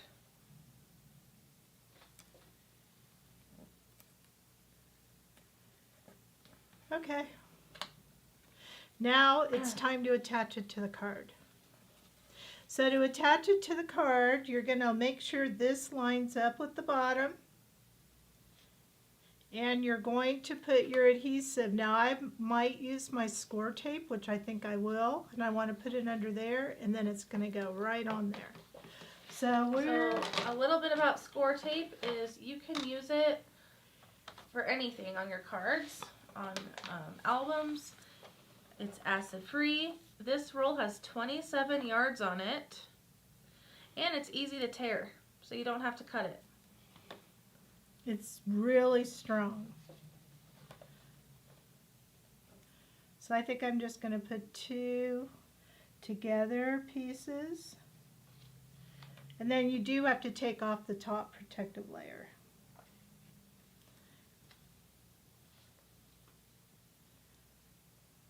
Okay. Let's get that off.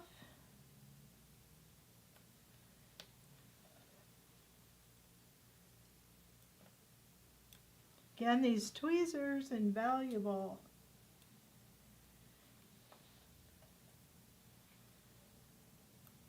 Okay. Very good. So before I let any of this touch, I want to just match my bottom.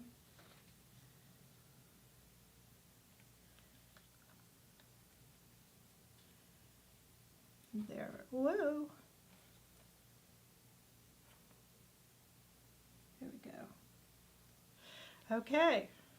And there is our picket little fence. Very nice. Okay, so now all we have to do is put some sentiment stickers down and color those blackberries. So let's go to our sticker sheet. This is the Berry Much.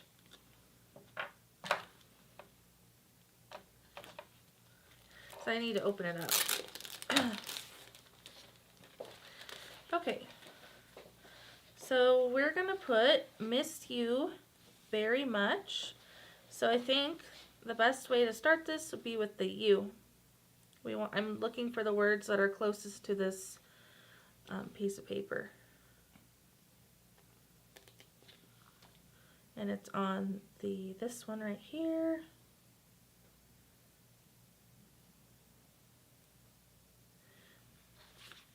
Where's Miss? It's hard to find these words sometimes.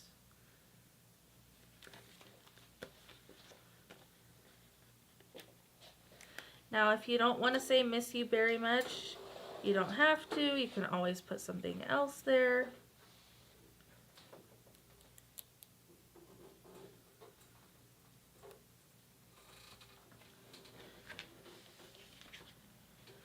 So here is Much.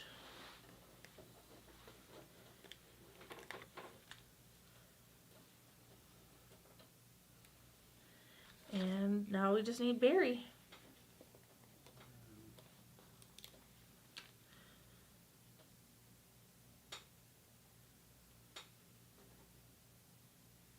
Okay, so once you like the placement of your words, you can rub them down, and then we need to just take out some of these insides so we can read the sentiment a little bit better.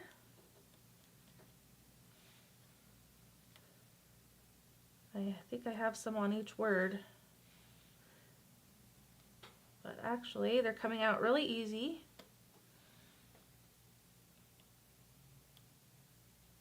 There, now we can read that much better. Oh, I have one more. Ta-da! Okay, so now we can read that. Let's grab a couple of butterflies real quick. So I'm on the To From mini sticker. I'm going to put one there. I'm going to put one up here. And let's see, none on the inside. All right, so now we're ready to grab that glitter paper we've been using and our berry sticker sheet. So let's see. I guess I'll turn it. We're just going to keep turning our paper today. So this is a larger outline sticker, so just like the others, place your finger under the outline, carefully peel it.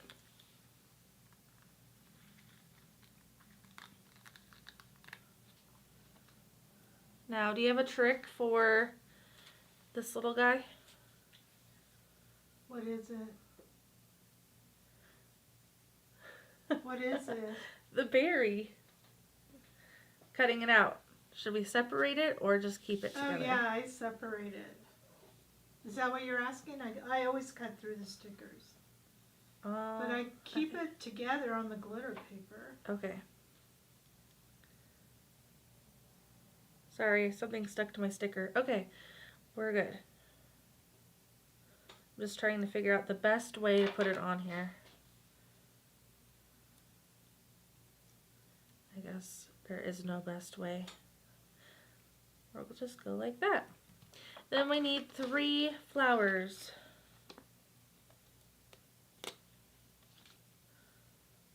1.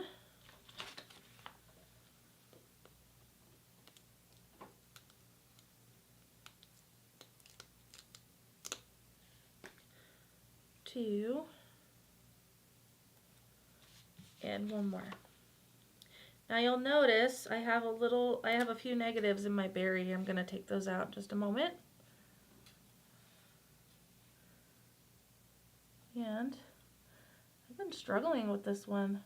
I have a piece stuck underneath. That happens, you know, in crafting. Okay, I think I got it. Oh. Sometimes there will be a little piece that just got stuck to the underside of the sticker. And if you try to grab it from the front, it's not going to come off. So I'm going to the back of the sticker and just trying to take it.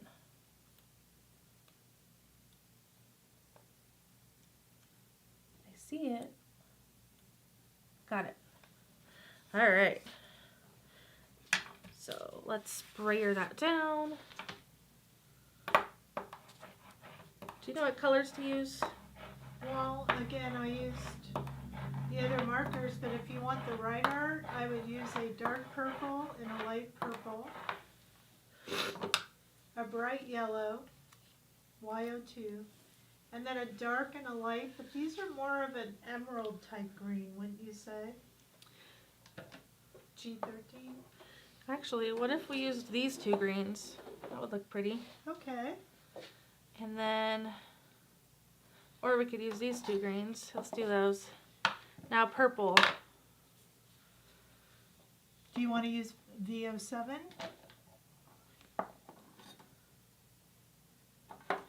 And then we need, yep. All How right. about those 2? So we've got 2 purples and 2 greens. And then YO2 with a 00. YO2 is our yellow. And our 0 is the colorless blender. So we have 6 colors total. So let's start out with these little flowers. What do you say? I say great. Okay, so yellow. If we look at our example, the yellow on the flowers is going to be in the center of the flower. So that's where I'm going to put my YO2. And because these flowers are somewhat small, I'm just doing 1 flower at a time, all the petals at once. Make sure that your 00 marker the tip is nice and clean. And then we're just going to pull the yellow from the inside of the flower to the outer edges of the petals to create a very soft yellow. Now I did have a little bit of bleeding there, so I'm going to go back and rub my sticker down a little bit more. It happens even to somebody who colors all the time. Okay, so we're going to repeat.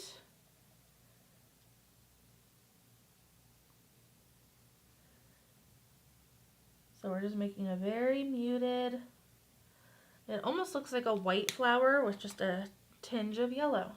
Very pretty.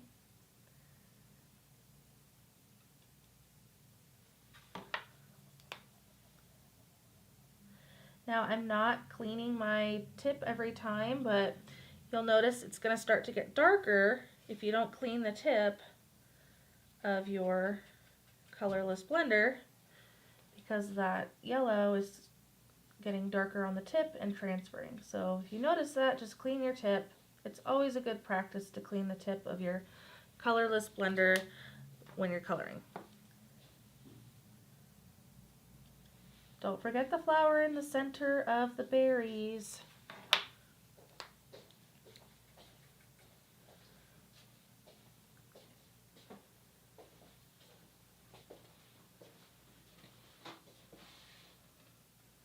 Okay, so we've done our flowers. Make sure to clean that tip.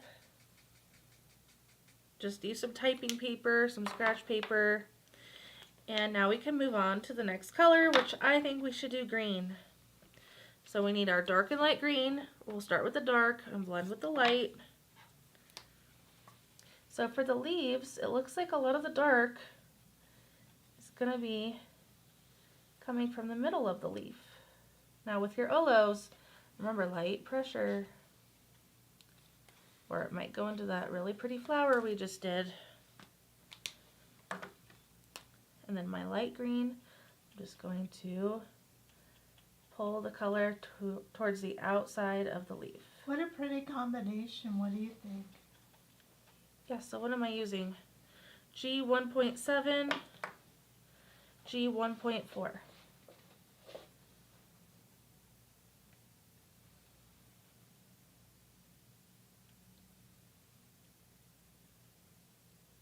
right. I think it needs a little more dark. And then I'm going over the lines too, kind of like we did with the mandala card.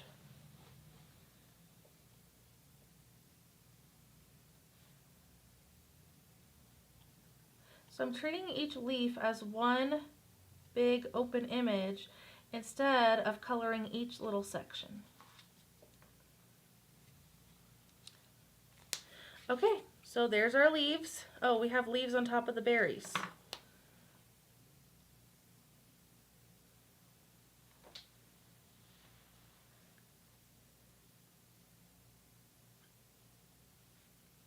Okay.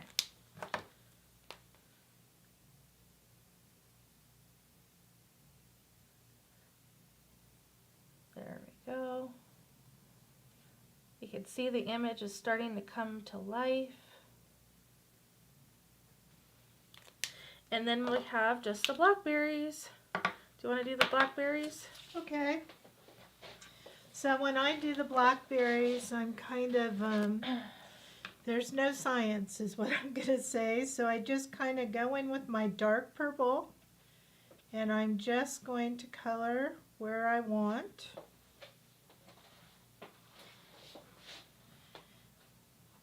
And again, just kind of putting it sporadically. And then I'm going to come back in with my V07, which is the kind of lavender. I call it lavender. And look, I'm just kind of filling it in. I mean, this is no stress coloring on these berries. Look how yummy they look. Yum, yum. Okay, there's one berry just like that. So again, come in, dark. You don't want too much dark, as we've been telling you all day. You can always go back. I'm going to come in with my light.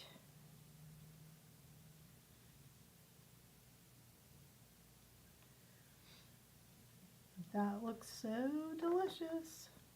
I remember going blackberry picking when I was a kid. That was one of the things my mom would send us out to do. We had bushes behind our school, and we would go there and pick berries. Okay, and then we have one more. And so then she would make jam. That was her thing. She would make blackberry jam.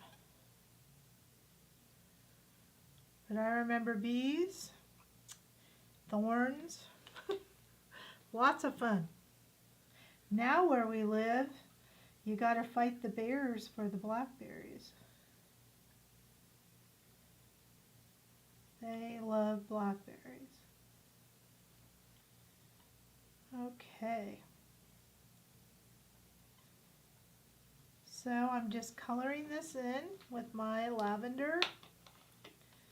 And I love that dark purple. It's like a nice little shadow in there. And then as Jackie was asking me,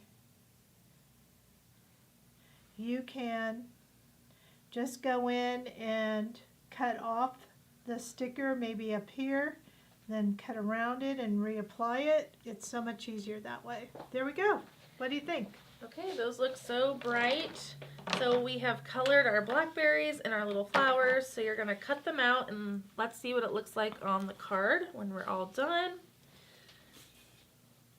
We're gonna open it up and there's two little flowers on the inside. What a cute card. So I hope you enjoyed making that one with us. We are going to take a 3-minute break again because we've completed 4 projects now. Can you believe it?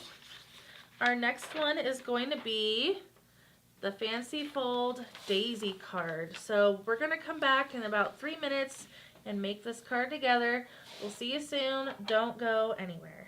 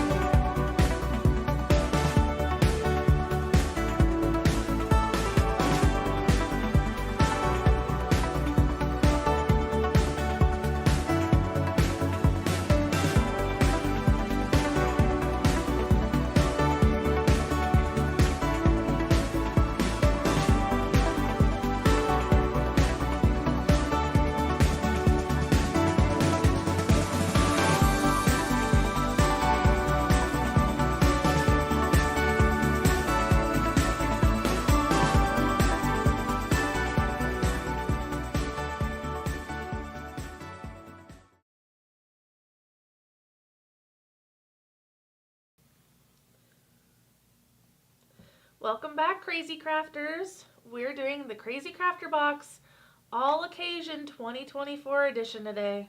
Yes, and so far we've done some kind of cool cards. So we've used mandalas and made a gift. We've done a fence one.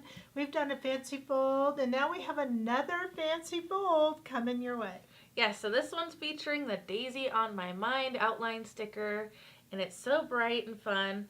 And I don't even see a sentiment on this card when I look at it. So it can be for anything, which is why it's called All Occasion. It's on the inside. Okay, well, we'll find out, won't we? So let's get started, look at the beautiful sample, and then make it together. Okay.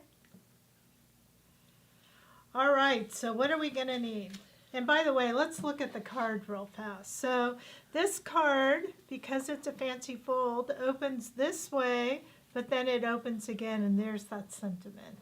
Okay, you're on my mind. It can still be for anything. For anything at all. So that's how this is. This is the card. So what do we need? We need the Daisy on My Mind outline sticker, and we'll need our kit, which has this yellow and white and yellow striped paper on the outside of it. The other side has black. Okay, so first things first, let's take everything out of the packet. And just so you are clear, we are going to cut, I believe, 8 inches across. Ooh, where's the black paper?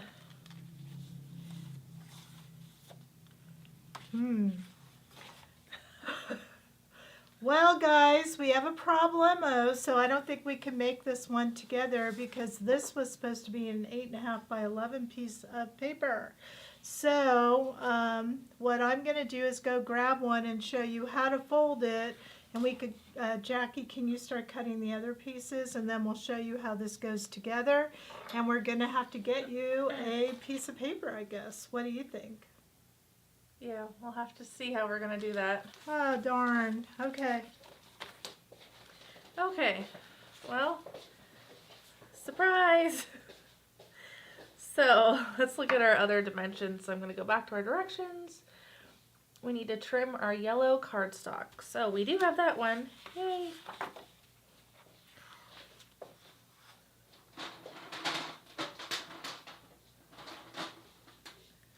All right.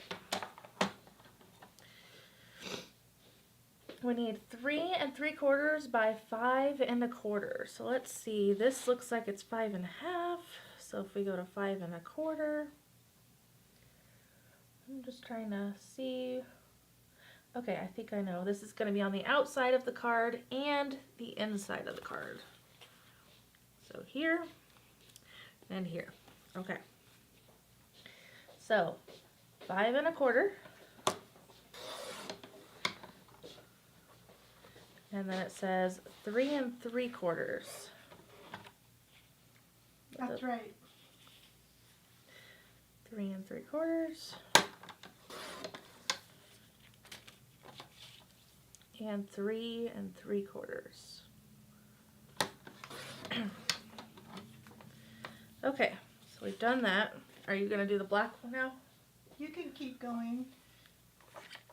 Okay, so next we need the yellow stripe pattern paper, Do you want me to cut? if you want to. Okay. We need to trim the yellow stripe pattern paper 5 1/4 by 1 3/4 4 times. Okay, so let's cut the 5 1/4 first. I'm sorry, what was the measurements? 5 1/4 by 1 3/4. Okay, yeah, so let's, well, we could do it this way. 1 3/4, and 1 3/4 is what? Is it 3 1/2? Am I wrong? No, I think that might be right. So 1 3/4, 1 3/4. And just so you know, this strip here we will be using, so don't throw it away, okay? Then you said 5 1/4, Uh-huh. okay? And 5 1/4.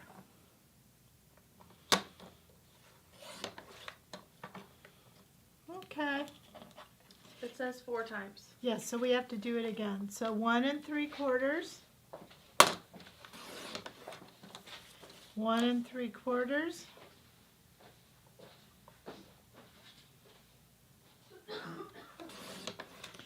save this strip, 5 1/4, 5 1/4.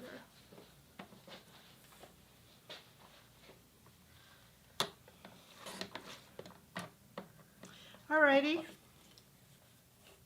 The scrap paper, we need it to be 3 3/4 by 1/2 inch, 2 times. So this is 1/2 inch, so we need it to be 3 3/4. Is that right? Uh-huh. And 3 3/4. White cardstock, 3 1/2 by 5.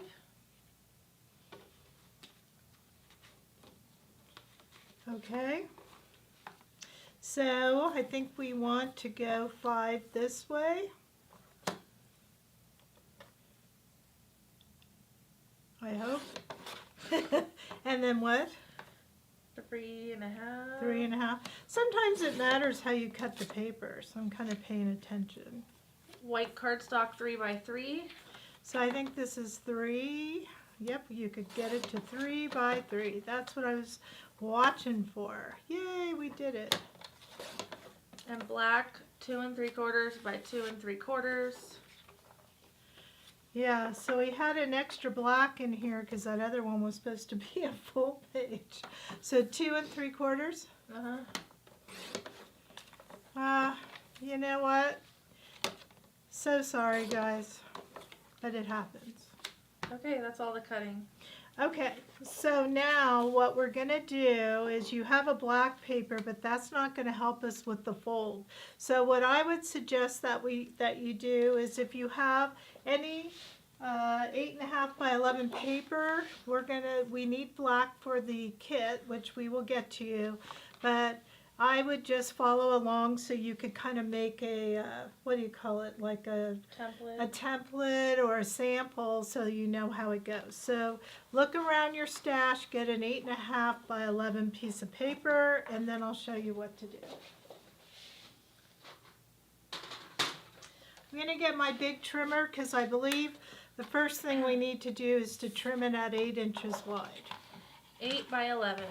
Okay, so this is already 11, so we need it by 8. And the reason that we need that is so we don't have to do those 8 things or 16ths or whatever.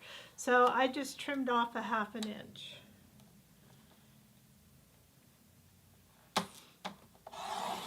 Okay, so we now have 8 by 11. Okay, fold the black cardstock in half so that your paper is 5 1/2 by 8. Okay, so if you fold it this way, it's going to be 5 1/2 by 8. Hamburger style. Hamburger.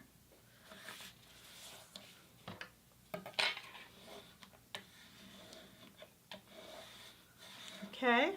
Unfold and score each side of 8-inch paper at 2 inches left and right. Okay, so each side we're going to go 2 inches, 2 inches, all right? So I have the mini score, so I'm going to try to go down as far as I can.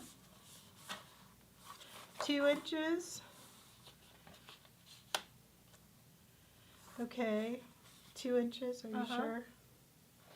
That's what it says. I just want to make sure. I believe that's correct, but now that I've had one error, you know, I like to make sure.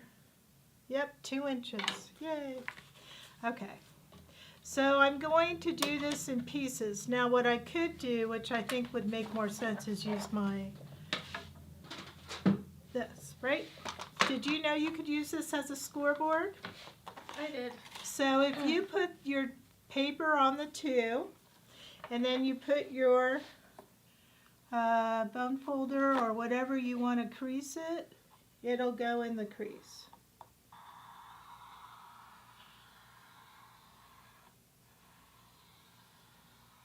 And now I've just made my paper trimmer my bone folder. So can you see that crease right there?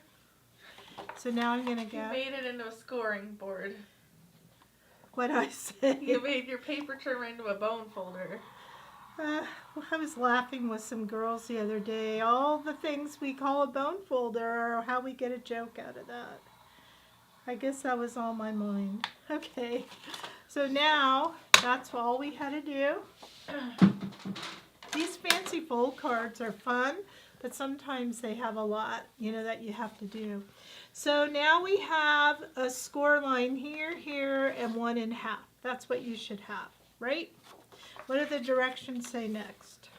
Okay, trim with scissors along the scores from top to center of card and across to remove the panels. So if this is the top of our card, how it opens, right here, see how this opens right here?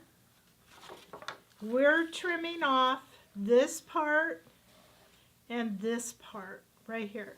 So you could use your paper trimmer, but I'm going to use my scissors. Okay, so I'm going to start right here and I'm going to trim along that line. This is where I like my 7-inch, but I'll use my 5-inch. And our camera doesn't like the black paper, so I keep trying to adjust the focus. Oh wow, this card is the prettiest card and it's having all these issues. Okay, so now I need to trim this off. So, should I use my paper trimmer for this part? Yeah. Okay.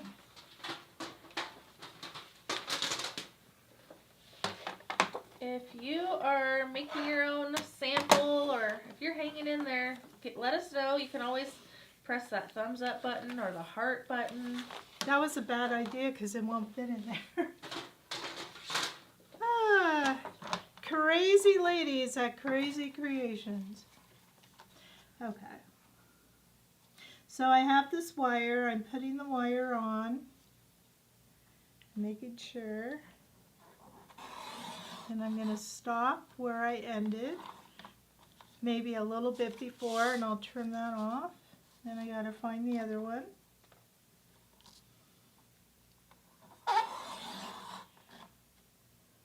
Okay. So now I'm just going to finish a little snip here and a little snip here. There, we have our card.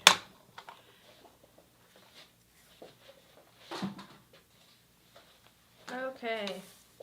Yep, so this is what we have, and this is the guts of the fancy fold card. So we have this fold here, so let's go ahead and just get that down again.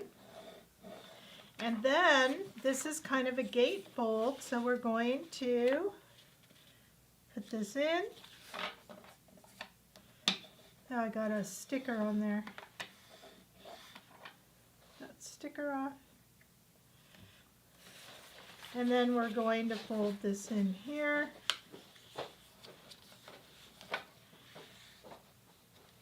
And there we are. That is it. What do you think? I think it came out really good. And now we just have to decorate it with our papers. Now, if yours is smishing a little, this is where I kind of force it to go the way I want, and I just kind of, before I put my other papers on, give it a better fold. There we go. Okay, should we start putting our papers on? Let's do it. So, we're going to have our yellow go right here.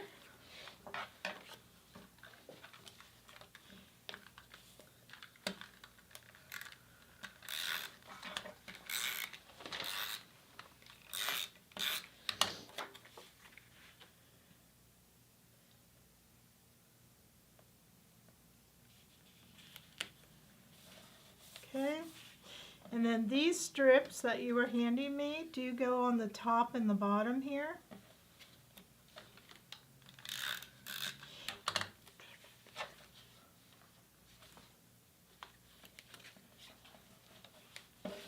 I love this paper. I think it's very happy. Is it our paper? It is not. Doodlebug. Okay. Then we're going to take, let's put our lines on. So from this sticker right here, we're going to use these lines again. These are coming in handy, don't you think? Okay, so we're going to put a straight line across.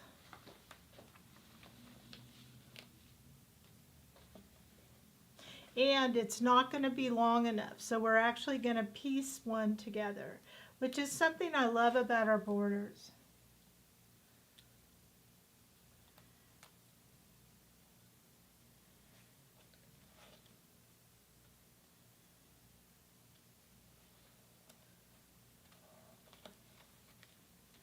Okay. So when I mean piece, I literally mean you're going to put it on top, and you really don't see this when it's down. Just press and trim.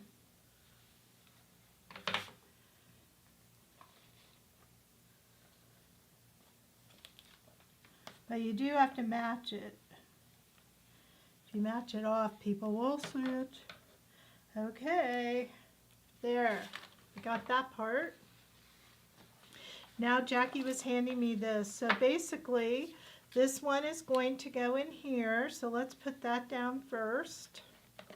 Isn't this pretty the way it's coming out? I'm so excited by it. I love it. I think these are some of my favorite colors. Oops.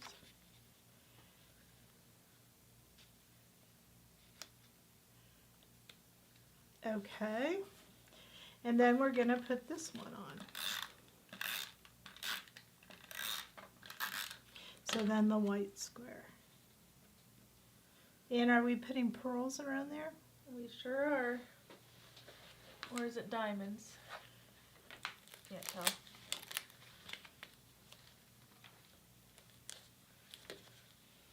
Okay. Do you want me to do that? We are using, let's look close, pearls. So I had a piece I had started before. I'm just going to use that. And I think the pearls adds a nice little finished look to your piece of paper. So that's as far as that one will go.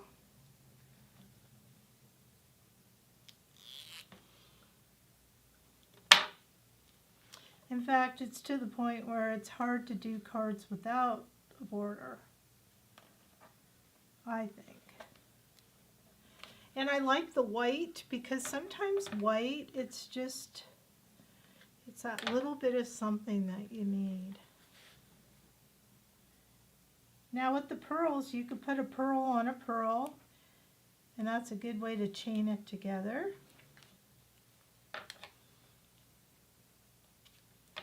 And I need one more because I use that tiny one. Okay. That was pretty fast.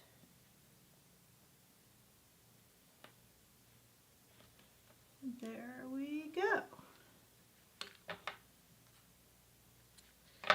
Okay, so what's left on the front for embellishments is the dots. Now I do see some dots on here, so let's pull them off and stick them.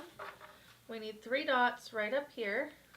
Yes, so the dots are right here on this sheet. 1, 2, and 3. Okay. All right, so the front we've done. Now to the inside. That's where these 4 pieces here are gonna come into play.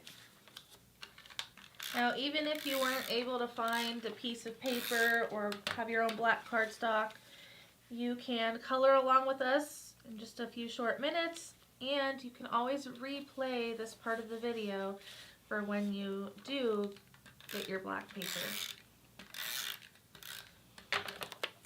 Somehow I kind of feel like black is a standard color, so hopefully you had some lying around. So we're kind of making some changes here at Krazy Creations, and stuff happens. You know, just don't know what else to say. We have, we're making our recipe sheets a little different. And this last paper, Jackie, I'm on it. That was really fast. Oops, that one is too low.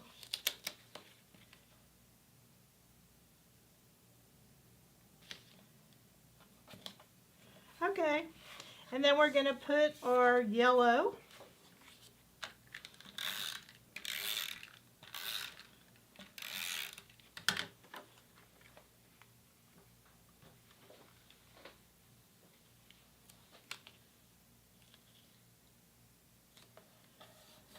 In our white.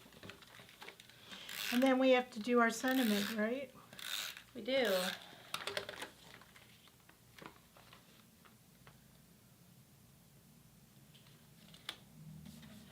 Okay, so the sentiment is on here and it's "you're on my mind." So if we look at the sample here, I kind of did it "you're" and then "on my mind." So let's do that. So we're going to put "you're."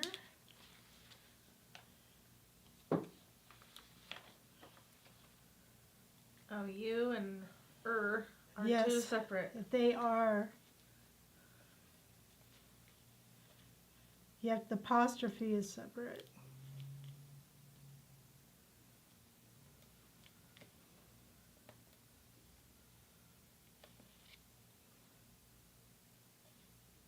Okay, "your," and then "on." On starts under the U. Oops.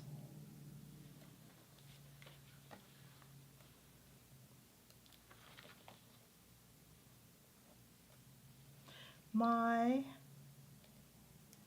mind.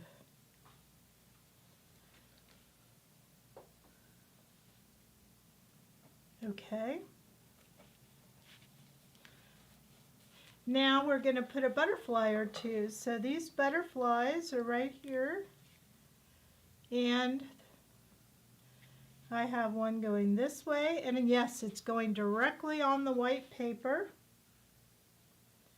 And I have one going this way.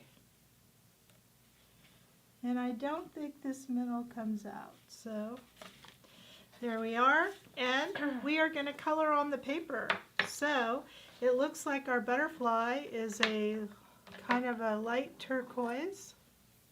And because I'm going to use an Olo, I want to use that cap, here it is, and make sure that that's really down. We actually have a tool coming your way that's better than this cap because it has a handle on it. And I'm excited. Okay, but I'm just going to carefully color the wing and the wing over here, and then yellow.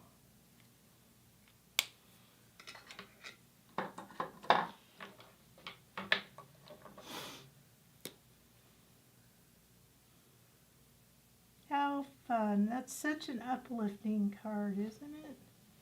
There. It's very cute. Okay, so now we've done everything but the top. So we need to do our daisy. Okay, where's that glitter paper at? Right here.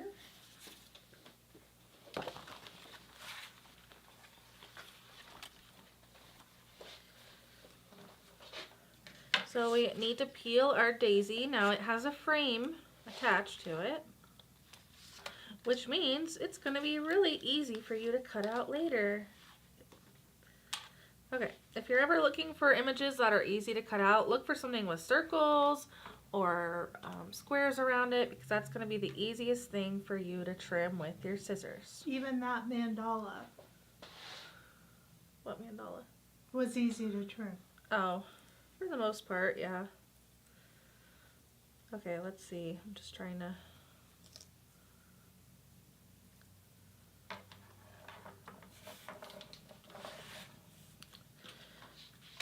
brayer tool.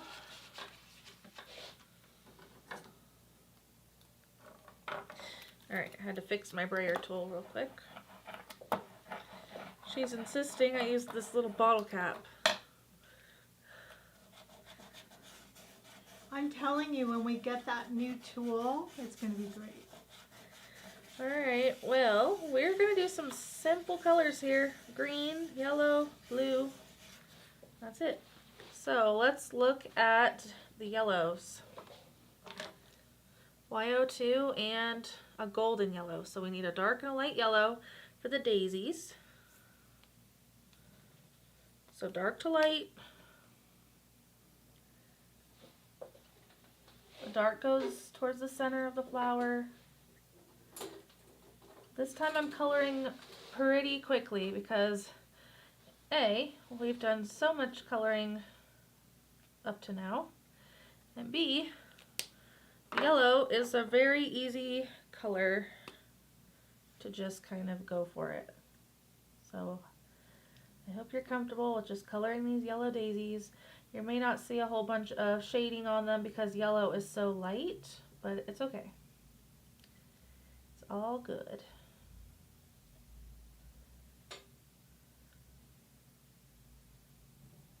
If you do want more shading, you could go for more of like a golden or orangey yellow for the dark color. I really like the YO2 for the light yellow. Alright, so there's our yellow. Next, let's do some leaves. So we're going back to olive greens. So dark and light.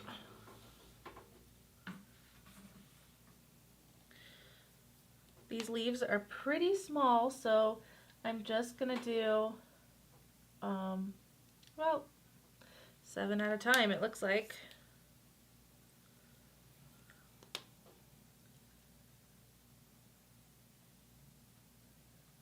So the dark color went at the bottom of the leaf, and then I'm just blending the rest. I think I might just do the remaining leaves because they're so tiny that doing them all at once just makes the most sense to me.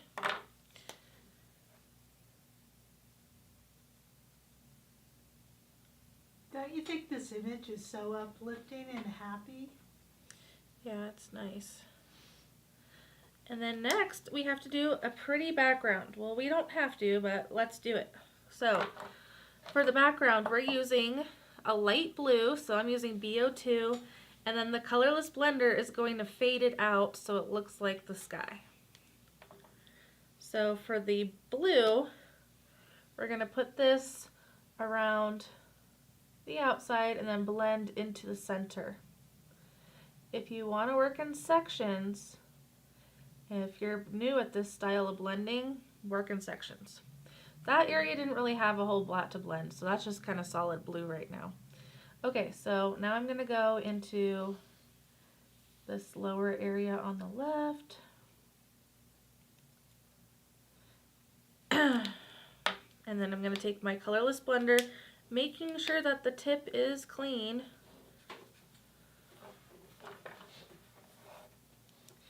And I'm just going to pull that blue into the center so it looks like a sky. So everyone's is going to look just a little bit different, which is why mine does not look like Kara's.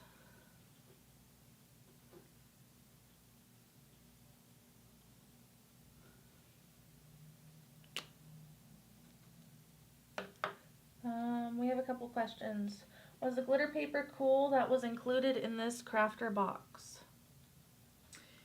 Well, I'm not sure, so you can check because cool, warm, I can't remember. I think it's cool, but I'm not sure. But look at the sparkles. If they're blue and green, then you have cool. What do we have? I see gold and I see blue. Jackie.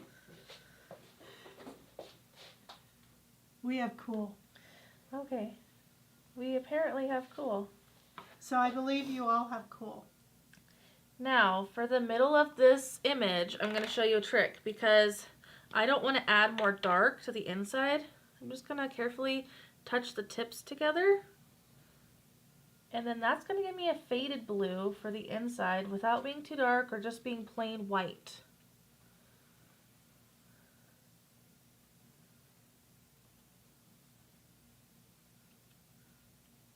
So it's muted, but it's still adding a little bit of color. Okay, so we're just going to go around and complete the image. Oh, there's another question. Or was it the green? I couldn't tell. That was from Becky Ann. Oh, yeah, it's not the green.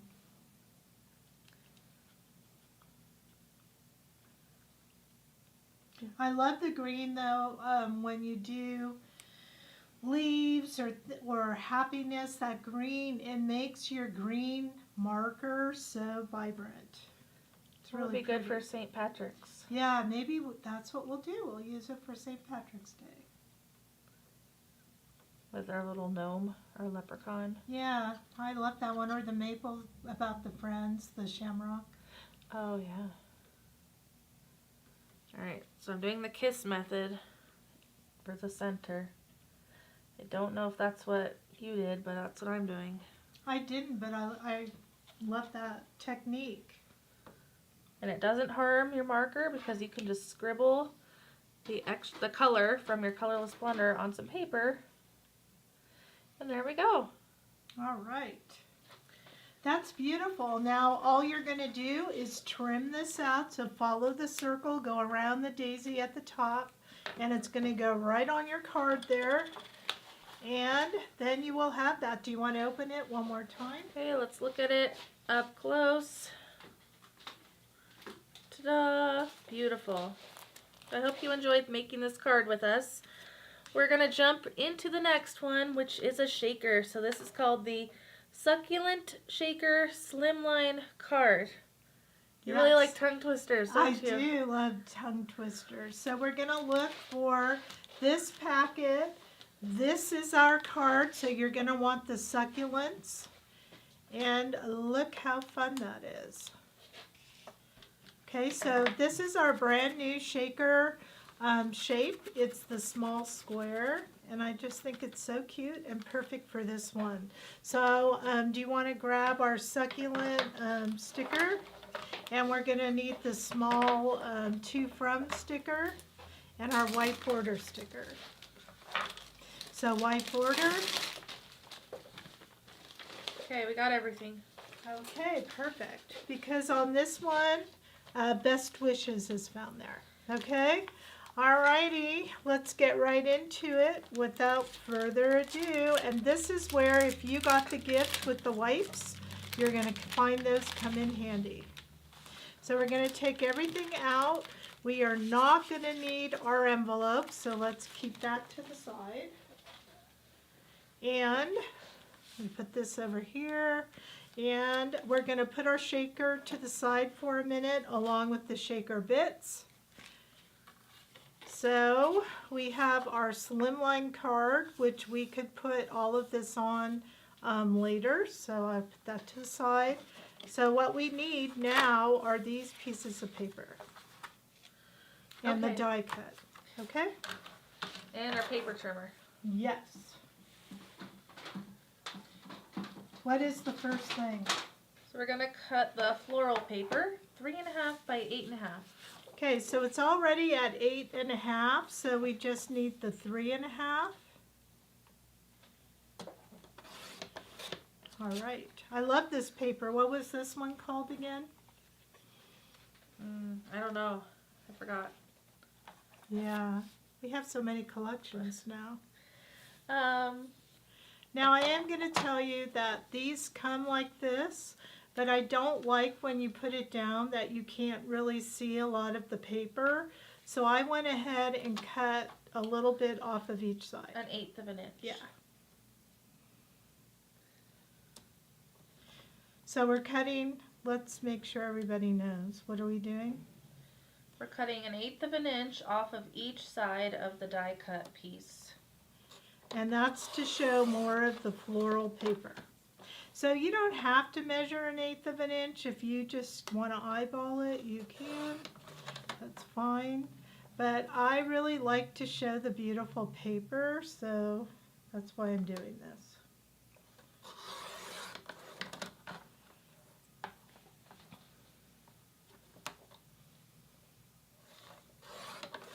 Okay, so now when you put this down, do you see how much more of the paper you could see around the sides?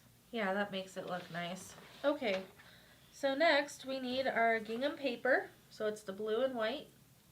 We need to cut it down to 2.5 by 7.5. Okay, so 2.5 this way. And then the 7.5, this was 8, so we just need 1/2 inch or so.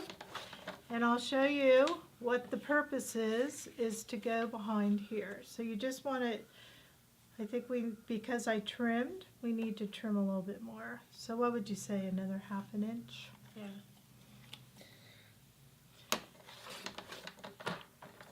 Okay, so you should have trimmed about 1 inch off. And it should look like that. Okay, so let's go ahead and adhere that to the back of the die cut for now. Should we cut this while we're at it, 2 by 2? Okay, we can do that. That's the last cut. Okay, 2 by 2, we're going to cut this gingham 2 by 2. And this will be for our shaker card, so put it aside. Perfect. So what we need to do is turn over our die cut. We'll put some adhesive on there, and then we will adhere that to it.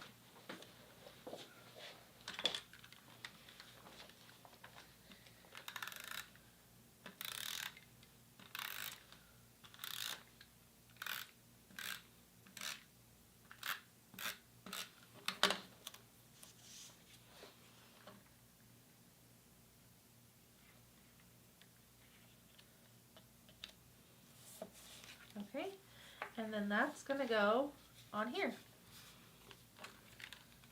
This is a very simple card to make, but that shaker element's going to add that bit of fun.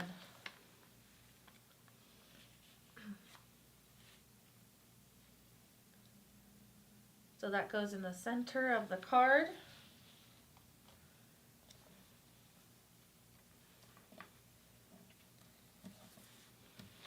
Are you ready to do a shaker? Let's do the shaker. I'm going to put this down just so I can. Now, when you get our shaker elements, you're going to want your score tape.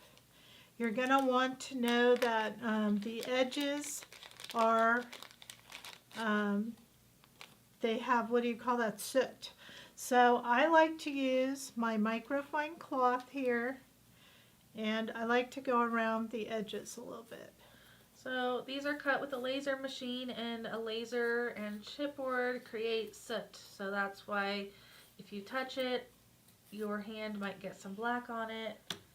I don't do the paper, but I do the chip and the shape. Only because I don't want it to get on my paper if I touch it. This way, if I wipe it off, it's a little bit more clean. Okay, so now we did that. We're going to take that 2 by 2 piece, and it's going to get adhered right in the center of the chipboard shape. Now it doesn't matter what side of the chipboard shape you're using, because we're not going to see either side. And it's going to have a little bit of matting around it that will be covered with the rim. Okay, so our score tape. Again, doesn't matter which side you're going to do, but we're going to put tape all around. We're using score tape because it's really strong. This way we know that our shaker won't come apart when you give it to somebody. That would be so embarrassing if all of your shaker elements fell out. Yeah, and wet, a lot of times the shaker elements will stick to it, and you just don't want that. Oh, they'll stick to wet glue. Correct.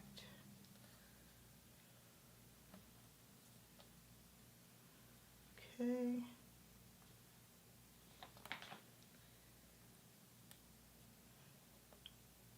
All right. So now we're going to take our tweezers. We're going to peel off the protective layer of the score tape.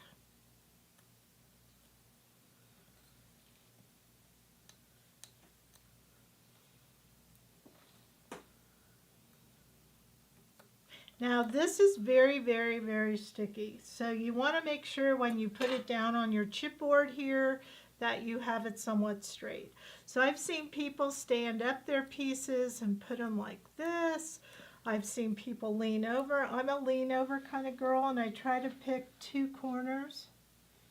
If they're off a little bit, it's okay, but try to get it as close as you can. And once it's stuck, you have to commit to the stick.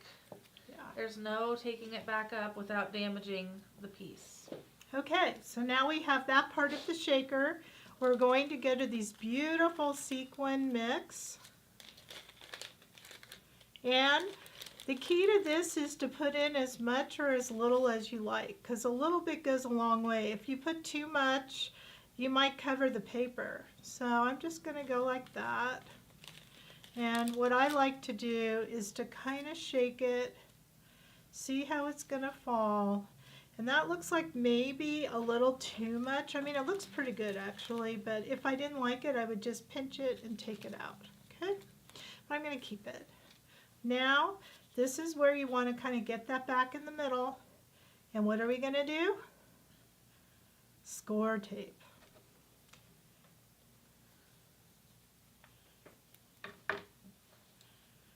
Aren't you glad you ordered early? It's always worth it to get the extra gift. I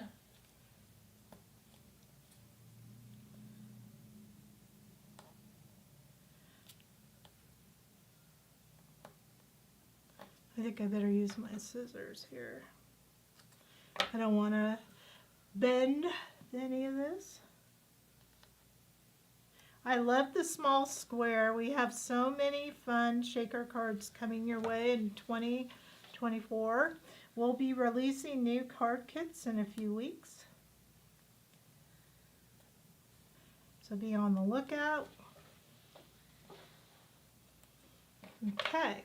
All right, so now that we have that score tape, once again, we're going to take off the protective layer.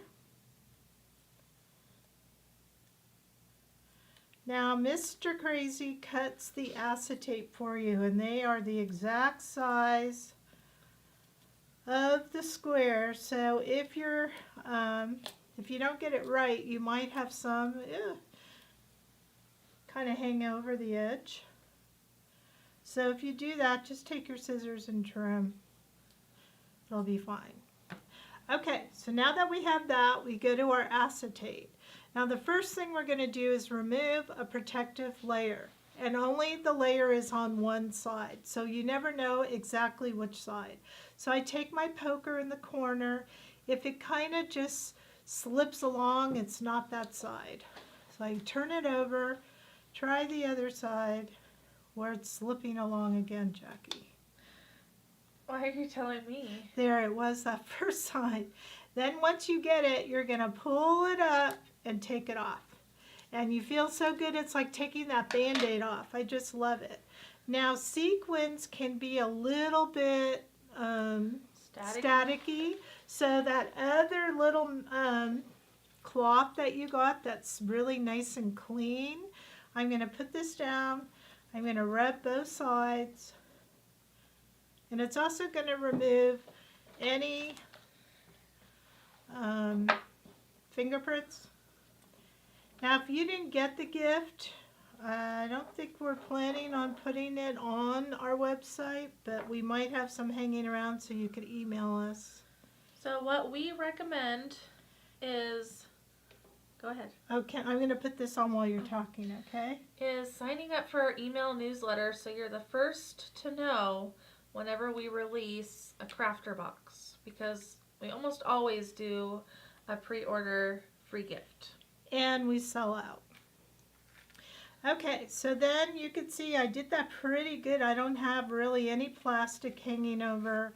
That's really good. It's in there. I have a little bit of static, but not much. And look how pretty that is. Very festive. But now we have this. So this is the rim that's going to cover all of that. And you don't have to use the score tape on this. But because these are also laser cut, you want to look at each side and make sure you pick a side that, you know, you feel good, doesn't have any laser burns. But adding this really just finishes it off. That way you can't see the tape, you can't see that acetate. It looks like it's framed in there. There. Look how pretty. And there's your shaker. Okay, now I'm going to say we need to embellish it with a border sticker. Yes, so we need our white border. Where'd that go? Okay. All right. So it looks like on this one I used the diamond. So let's go ahead, take our diamond. And I like to go around the acetate part, so that's what I'm going to do.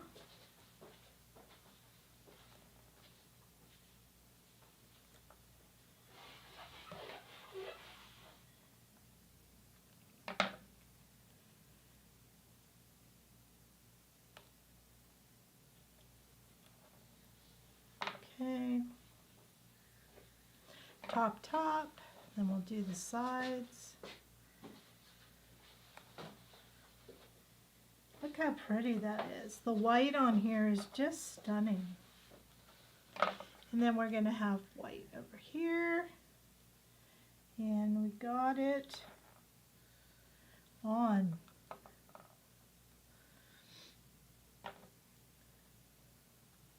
Okay. So now what we want to do is take this, and this right here is going to fit right in there. So see which side you want yours. Maybe I want those blues on the bottom. And I'm going to put it just like that. So I'm going to turn this over, and again I recommend score tape because it is so strong, you know it's not going to come off. So I'm going to put at least 3 strips.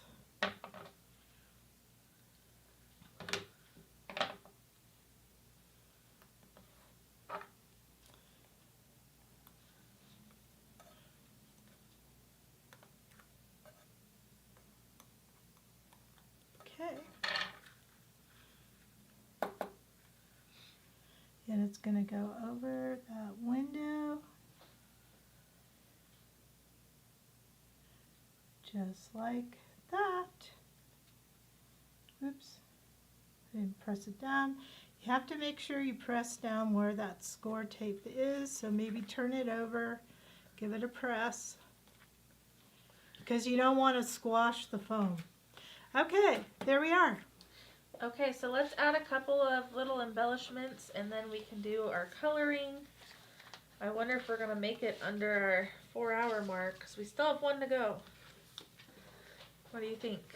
It's gonna be close, but we're having fun, right? So I'm adding some little butterflies here. And I'm not going to press them down yet because when you cut your succulents out, you may want to move them. So I just placed them down. I'm trying to match as best as I can to the sample. So Best Wishes is on here. And the nice thing about having a gingham paper is that you can use the lines to help guide your words and make sure they're straight. So all the way over. There you go. I agree. I like having a line in the paper.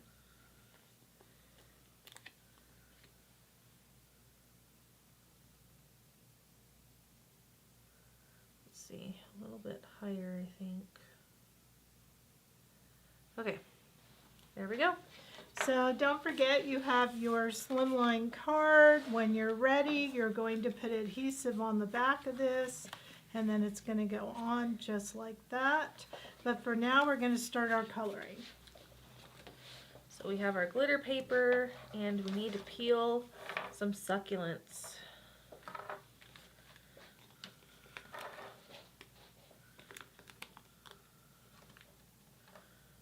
Alright, I'm going to go right under the football. We have 3 different types of succulents too.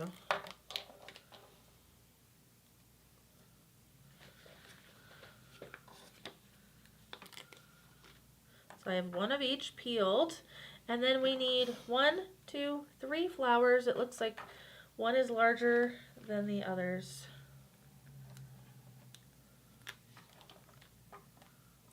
So there's the large one, and then 2 smaller ones.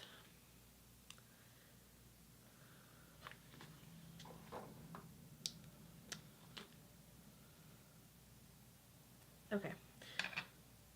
Remember to press, and then brayer, and then burnish.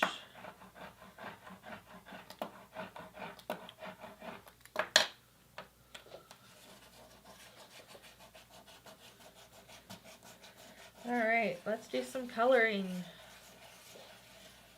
She went all fancy and she colored some of these purple and green. Okay, how about I do the pots and you do the leaves? Okay. So let's do the purple pot with BV08 and V07. So you need a dark purple and a light purple.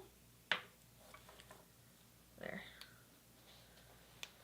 So we're going for this middle one, and I like to put the dark kind of on the edges to make it look like a rounded planter pot. It's a very dark purple.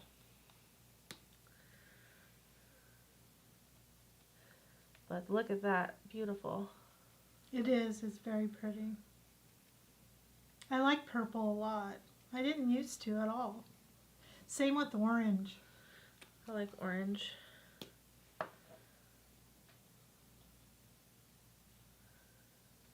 Okay. So that was pretty easy. That looks really bright and fun. So next, let's do the gray one up here. So we need a dark gray. Is that the dark gray? No. Oh wait, does it say WG? Yes. Okay. So we need a dark gray. That's going to go on the edges.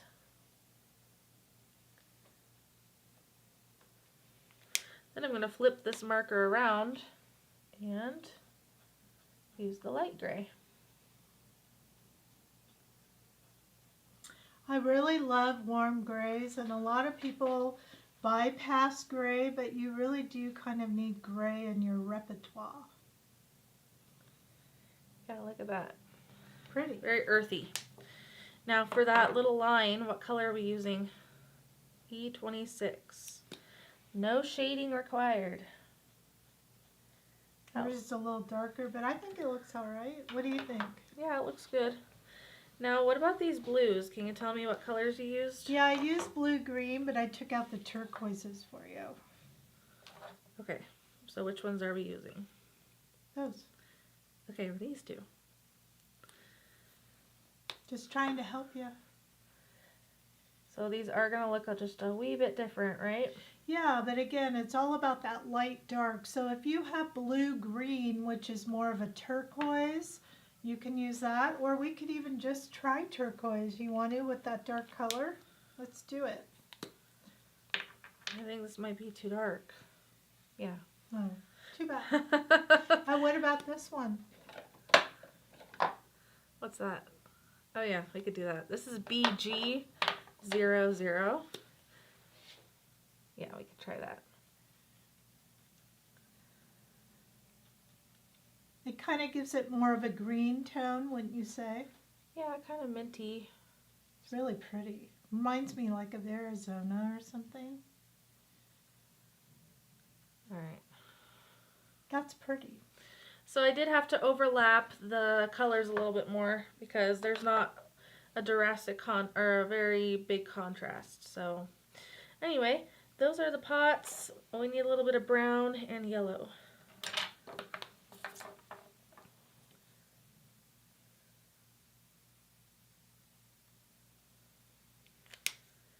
And E26.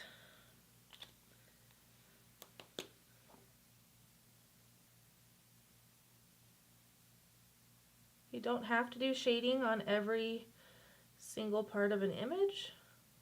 If it's really small, you can just do one color. All right, you're up. Okay, so let's do the cactus first, which is just going to be our normal light dark. So I'm going to use it's kind of like an olivey green. I'm just going to go up here, put in some dark.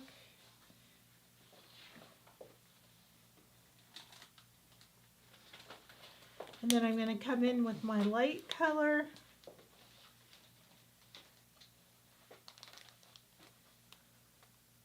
Now I will tell you sometimes because certain colors are darker, I go to this circle method to blend. That's how I originally learned. And all it is doing some little circles on it. But there, I like that a lot. Okay, so we have this one.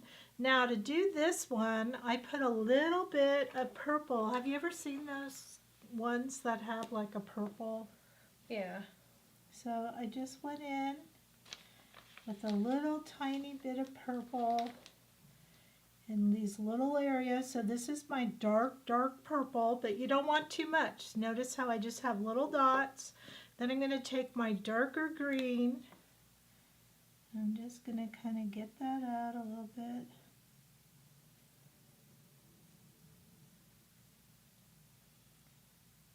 And then I'm going to finish it off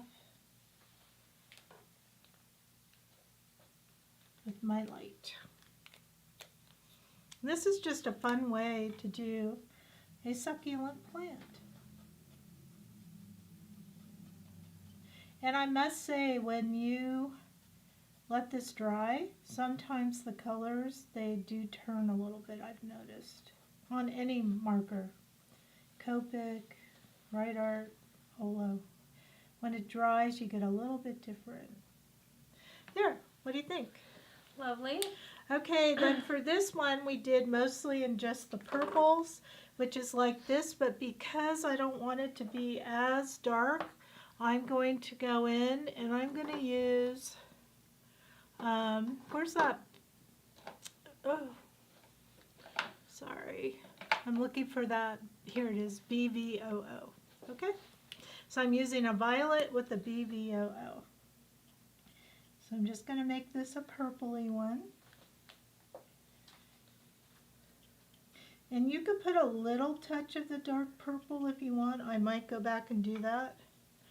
But I'm going to use this BVOO, which is like a blue purple. Yeah, I'm definitely going to go back and add a little bit of that dark. But look how pretty this plant is.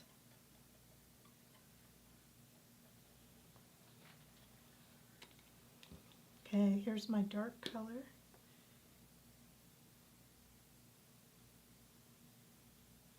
And I think it's fun to experiment with your own colors. What if you do something and you don't like the color, Jackie? Do you have any tips? Well, we talked about you can't remove color, but luckily in the crafter box you have so many supplies. Look at all these succulents left over. So you could peel another one and start again. Yeah. You could try to take the original one off, but that doesn't always work. No. All right, there's our purple succulent. I like to test my colors before I put them on the image, so that helps a lot too. Yes, now for these flowers, I just basically did one color of this. So that's all you have to do is color these in. It adds purple throughout the card. And the middle, you could do green. Like a lime green. Yeah. So let's just get that.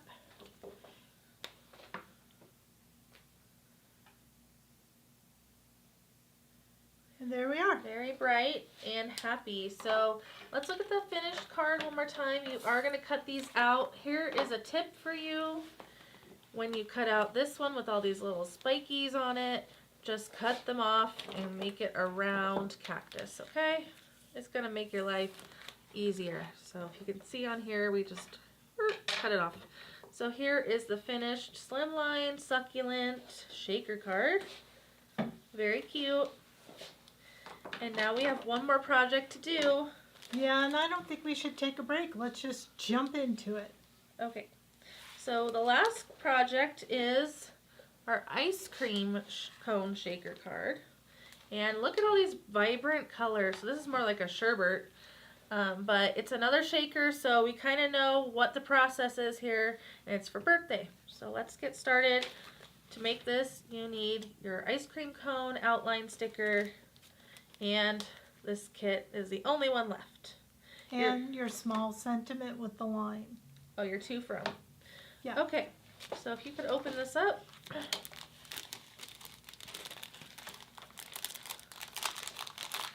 This is an A2 size card, I believe. Yes, all of our cards, yes, we had slimline or A2. Okay. So we're going to put aside our shaker and this shaker, and we're going to not worry about our A2 card or our envelope. So we need our orange cardstock. Which is right here, and it's already cut to size 5.5 by 4 1/4. Perfect. Trim happy birthday paper. Now you want to make sure the words are going the correct way, so it's going to be 4 by 5 1/4. 5 1/4. Trim the blue graph paper 4 by 1. Okay, so you're going to want the 1 off first, and it's already 4 1/4, I think, so we'll have to trim it to 4.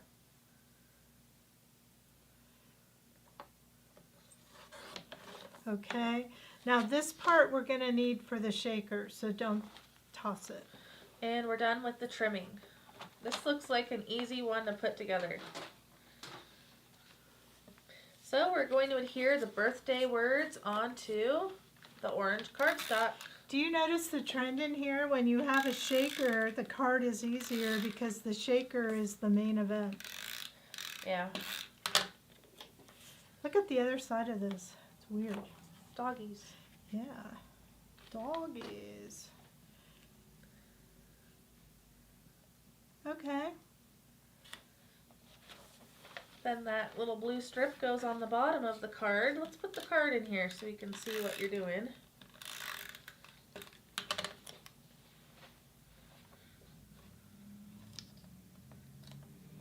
Oops. Well, I'm not going to worry about that being a little off because it looks like we're using borders. We are, so that's our next step. We need to go around all of the papers with white pearls.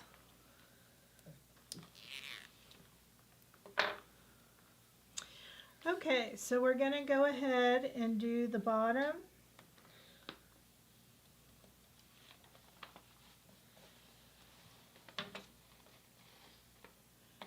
The seam.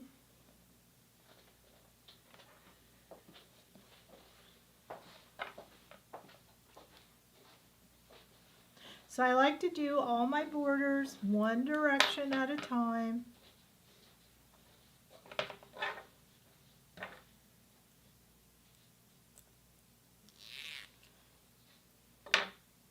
Do the top now.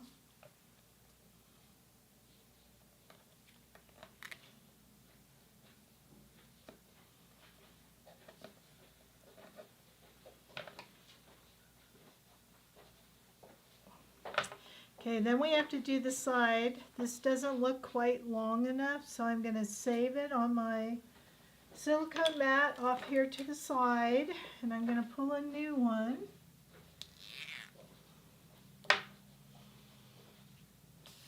And I'm going to do this side first.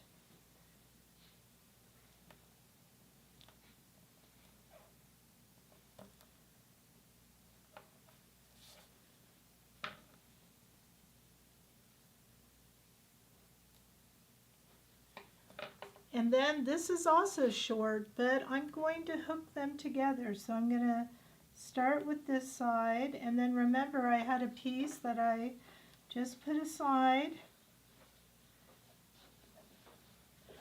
So I'm going to grab that, and what I absolutely adore about these is you could put a pearl in a pearl. So I need a small little pearl, and then you don't even know that it's two pieces.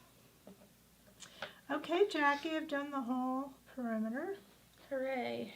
So next we just need a sentiment So we're gonna use our To From mini sticker. It says celebrate, and that's gonna be our sentiment. Okay, so we're gonna kind of put it over to the side, but to make it look complete, we're gonna use some of the line. That line has come in handy all day. So celebrate, we'll kind of put off to the side a bit, maybe a little lower.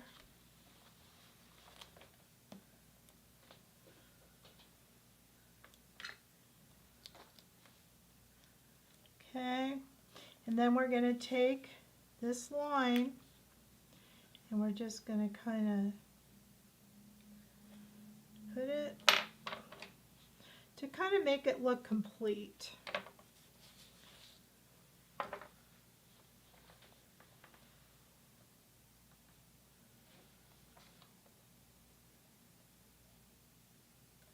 Okay. So after you've trimmed that, we're gonna move on to making the shaker portion.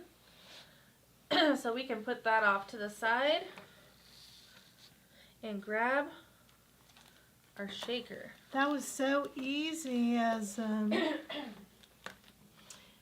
card. Did you want to do this shaker or you want me to do it? You can do it. Okay. I'm just trying to help pull things out. Okay, I'm just getting rid of this. So this is odd. This is a fish bowl. It is. So what's fun is you can make a fish bowl into whatever you want. So we wanted to show you different ways to use things. So if you remember, the first thing we're going to do is we're going to kind of clean. So you could also use a paper towel if you want. You don't have to use this, but I find it handy because it's the right size, 6 by 6. Okay, so I kind of wipe that down. Just don't want to get it on my fingers. And then we are going to put the paper on here. Now if you notice, this is solid here, so really we just need the paper to be like this. There are 2 ways to do this. You can trace it, which is what I'm going to do, or you could just adhere it and trim. Want me to trim it? No, you just take care there. I got it handled, but thank you. Okay, so I am going to go in, but you want to go inside the line because you want it to be smaller. So I'm going inside my traced line because I definitely want this to be smaller. And then I'm going to check it out. And you can see at the top portion here, I really need to make that a little smaller, but then it's pretty good. So I'm going to come in here and up. Come in here like that. And I think that should do it. Yep, looks good. So I'm now going to turn this over, and I want to use the plaid side. You could use this side if you wanted. I just happen to really like the grid. So then I'm going to put this on.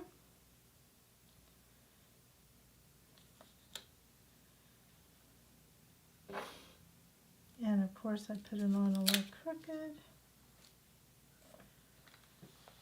Doesn't really matter as long as nothing is showing. Got a little tiny piece here. You can always use a nail file if you have any paper hanging over. There we Just go. to smooth it out on the edge. So you just want to turn it over and make sure you don't see any paper. So now we're good. So now this is over there.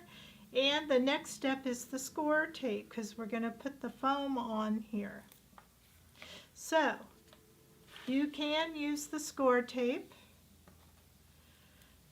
around circles. So I'm going to show you. So the first thing is, let's just get this piece, which is straight. Okay.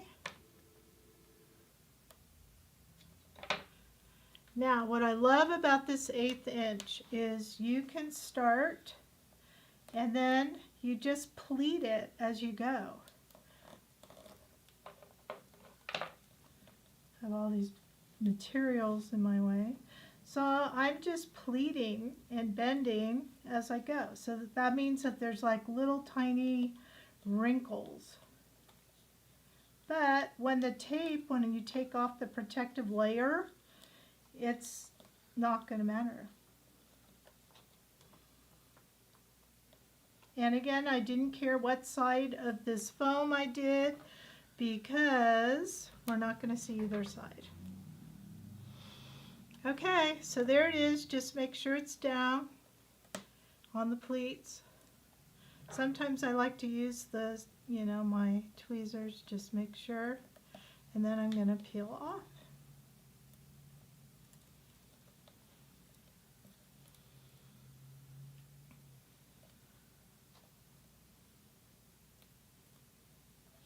Okay, so now we need our chipboard piece again. We're going to put this right on. And again, you want to make sure you kind of get it where it needs to go.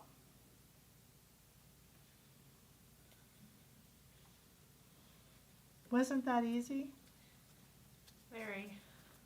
Okay, we are ultimately going to turn it this way.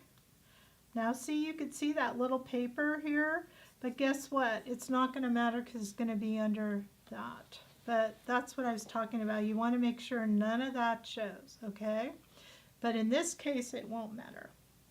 All right, now let's go ahead and put our bits in. Now the thing about these bits is because it's a bigger one, you kind of want to put a lot. So I'm going to go kind of crazy. There. Oh, this is so pretty. Okay. Then we're going to go back to the score tape.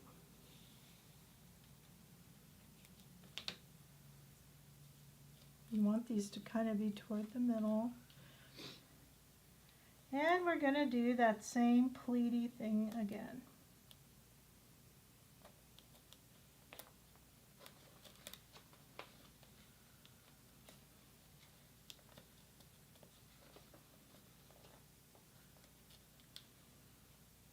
How are you guys doing with that little pleat technique?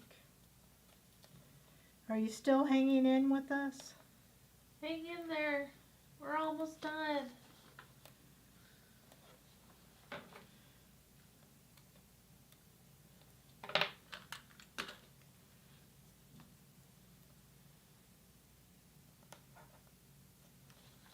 Okay.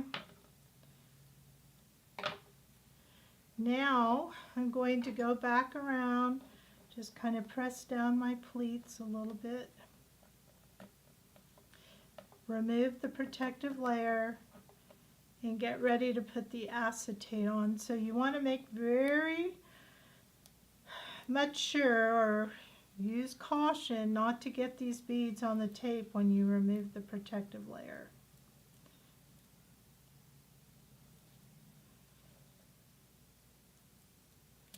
Okay. All right. So if you recall from our last project, you're going to look to see what side has that protective layer on, and you just poke it, and then this will go ahead and go up. And then I'm going to put it down here, and I'm going to use my little cloth. There's really not a right or wrong way of this cloth that I could tell. Both sides work. This gray one. Okay. So now we're going to lift this up and put it on.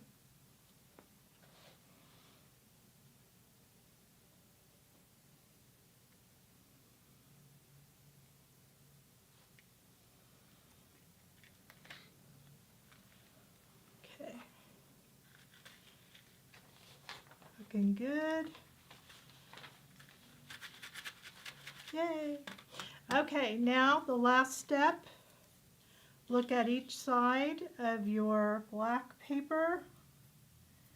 They both look pretty good to me, so I'm just gonna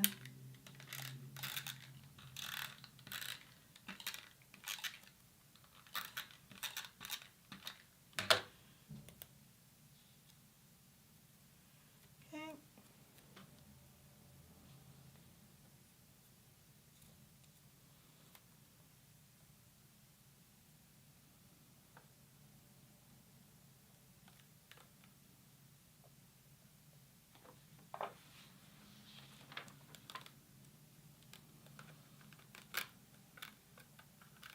So I'm just putting this down. There we go. Done. Yay! I love it. Okay, now where's our card? We're going to put this on our card. And thank you. Remember, it's going to go with this part over here. So we kind of are going to put it like that and a little bit over the blue paper. I am going to use score tape, so I have some extra pieces. Do you want to do your pearl first? Oh, yes, thank you. I forgot. Good thing you're there to tell me. Okay, where's our pearl border? Where'd that go? Do you see it? Oh, behind you. Oh, it's behind me. Here we go. And we are going to use pearl again. Actually, I'm going to be a rebel this time and use diamond. Okay, Wendy, I see your comment, and I'm going to save it until after we're done with this card. Okay, so I'm going to go around.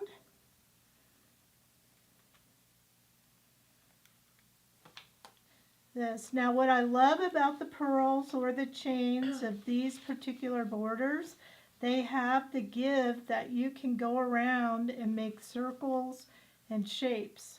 Whereas if you had a straight border or something of that nature, not so good.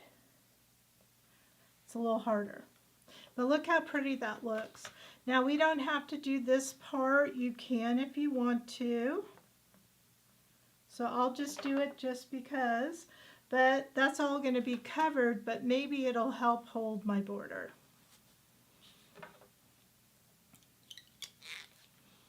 Okay. So I'm going to go like this.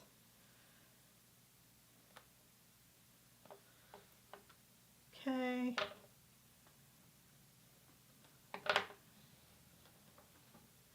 All right, now can I put it on? Go for it. Yay, I'm at that point. I have all these tools around me. Who has lots of stuff on their table when they're doing all their crafting? So I'm going to use the score tape because remember I want to make sure that this really holds down, and this is super duper strong. So I really like that. And another piece right here. I think 3 should be good. So I'm going to leave it at that. Maybe I'll use my small little piece right there just because I have it. And I'm going to now take my tweezers, remove this. Oops.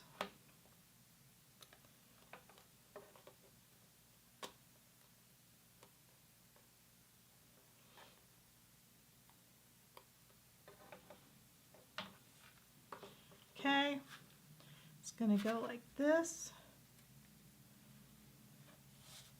Then turn my card, try to match it up.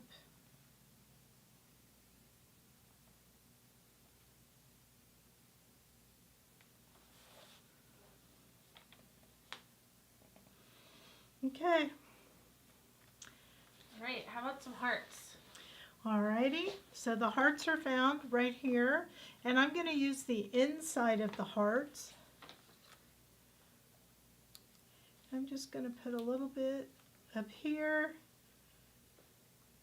on the shaker. So not only did, well, I don't want to say any names wrong. We have 2 Wendy's commenting now. And so I'm saving one for the end of our video. And then the other one says, glad to see you online again. Hope to see you more in the new year. That was Wendy Osborne. All right, so now we just need to color our ice cream cone, and it looks like it's a tie-dye ice cream or sherbet. So we need our glitter paper one more time. And I learned that technique from you. Yeah, but what if I don't remember it? Well, you can do it. You can. As long as I have the right colors. Okay, so let's peel our ice cream.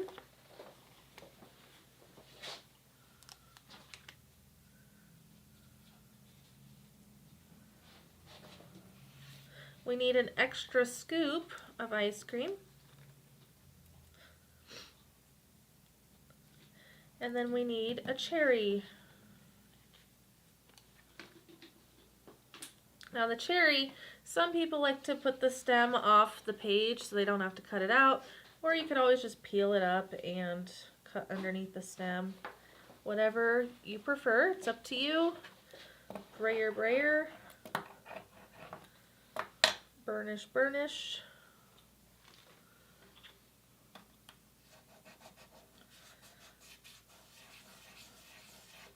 So what color are you going to do the cone, do you think? E26 and another very light brown.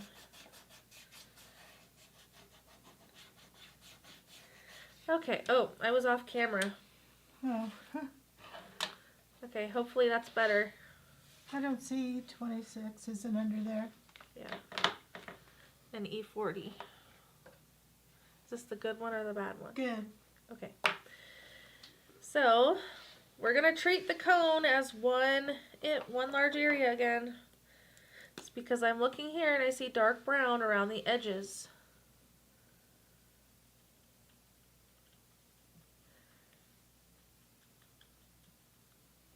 So I'm going kind of in a staggered pattern. I don't want it to be a solid straight line. I want the shadows to look organic, natural. And then I'm going to pull that E26 into the middle of the ice cream cone.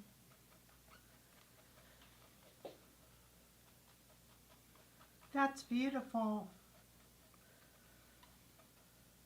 Have you ever made your own waffle cone? They smell good. Really? I haven't made one, but I like the smell of a fresh waffle cone. Mine didn't look as vibrant, so I needed to add a little more E26. Okay, now the rainbow. Actually, let's do the cherry.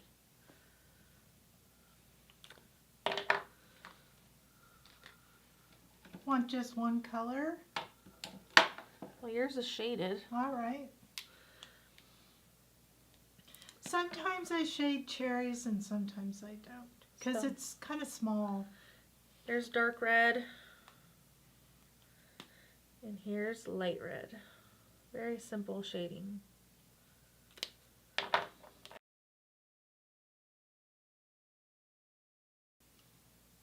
Okay, on to the ice cream. Here's the bottom layer. So the bottom layer is this one attached to the cone. These are warm because you were holding them.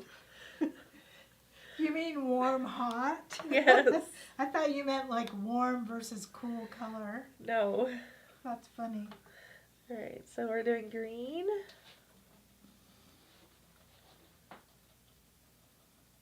And you're probably going to want to come down just a little bit. Yeah, this part of the ice cream is hidden. So we're using a light green and then we're going to use a very bright yellow. This is YO2.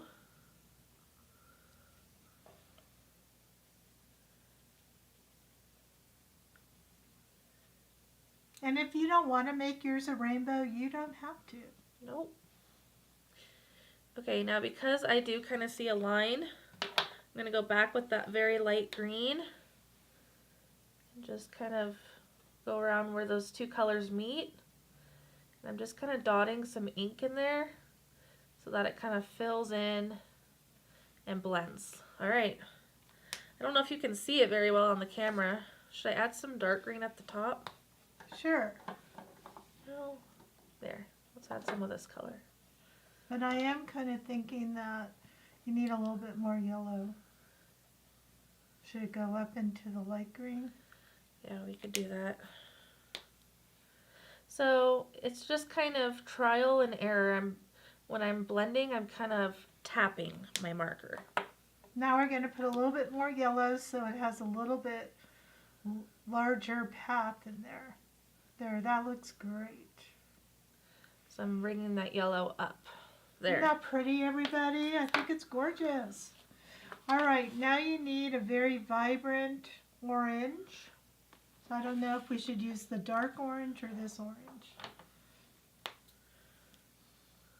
That'll work. Okay, then you go orange to yellow to blue. Okay. Or what do you think? Maybe do the orange and the blue and then the yellow. Yeah.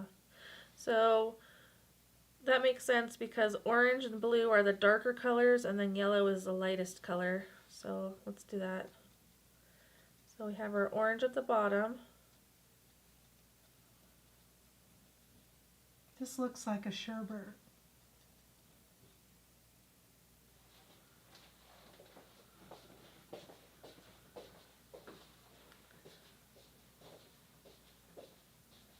Alright, so I've got our orange.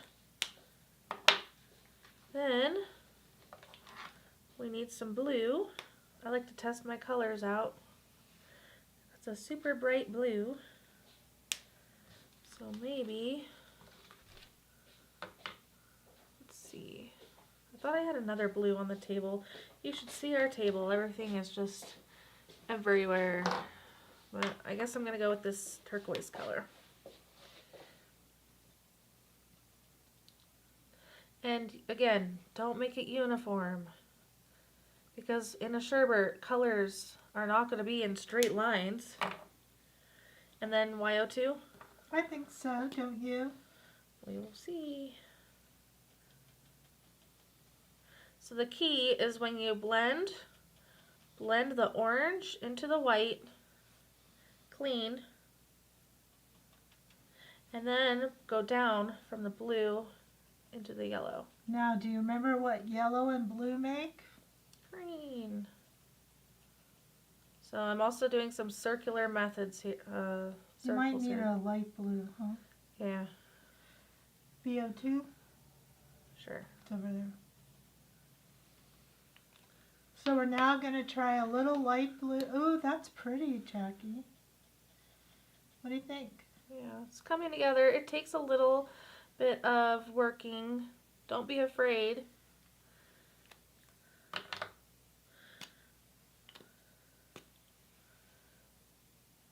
think you have some green on there. Blue.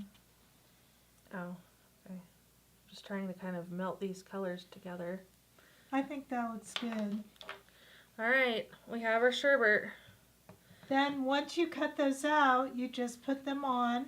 Now if you look at how this is attached, we're not using any pop dots or anything. It's just sitting on the side here of your shaker. Awesome. So that concludes our last card. Let's look at them all one more time on our table so we can see all of the projects we've done. I hope that you had a great time. Let us know in the comments if you had fun with us. You can always give our video a heart or a thumbs up. So this was the first card we made together, followed by this one, the football, the berry card,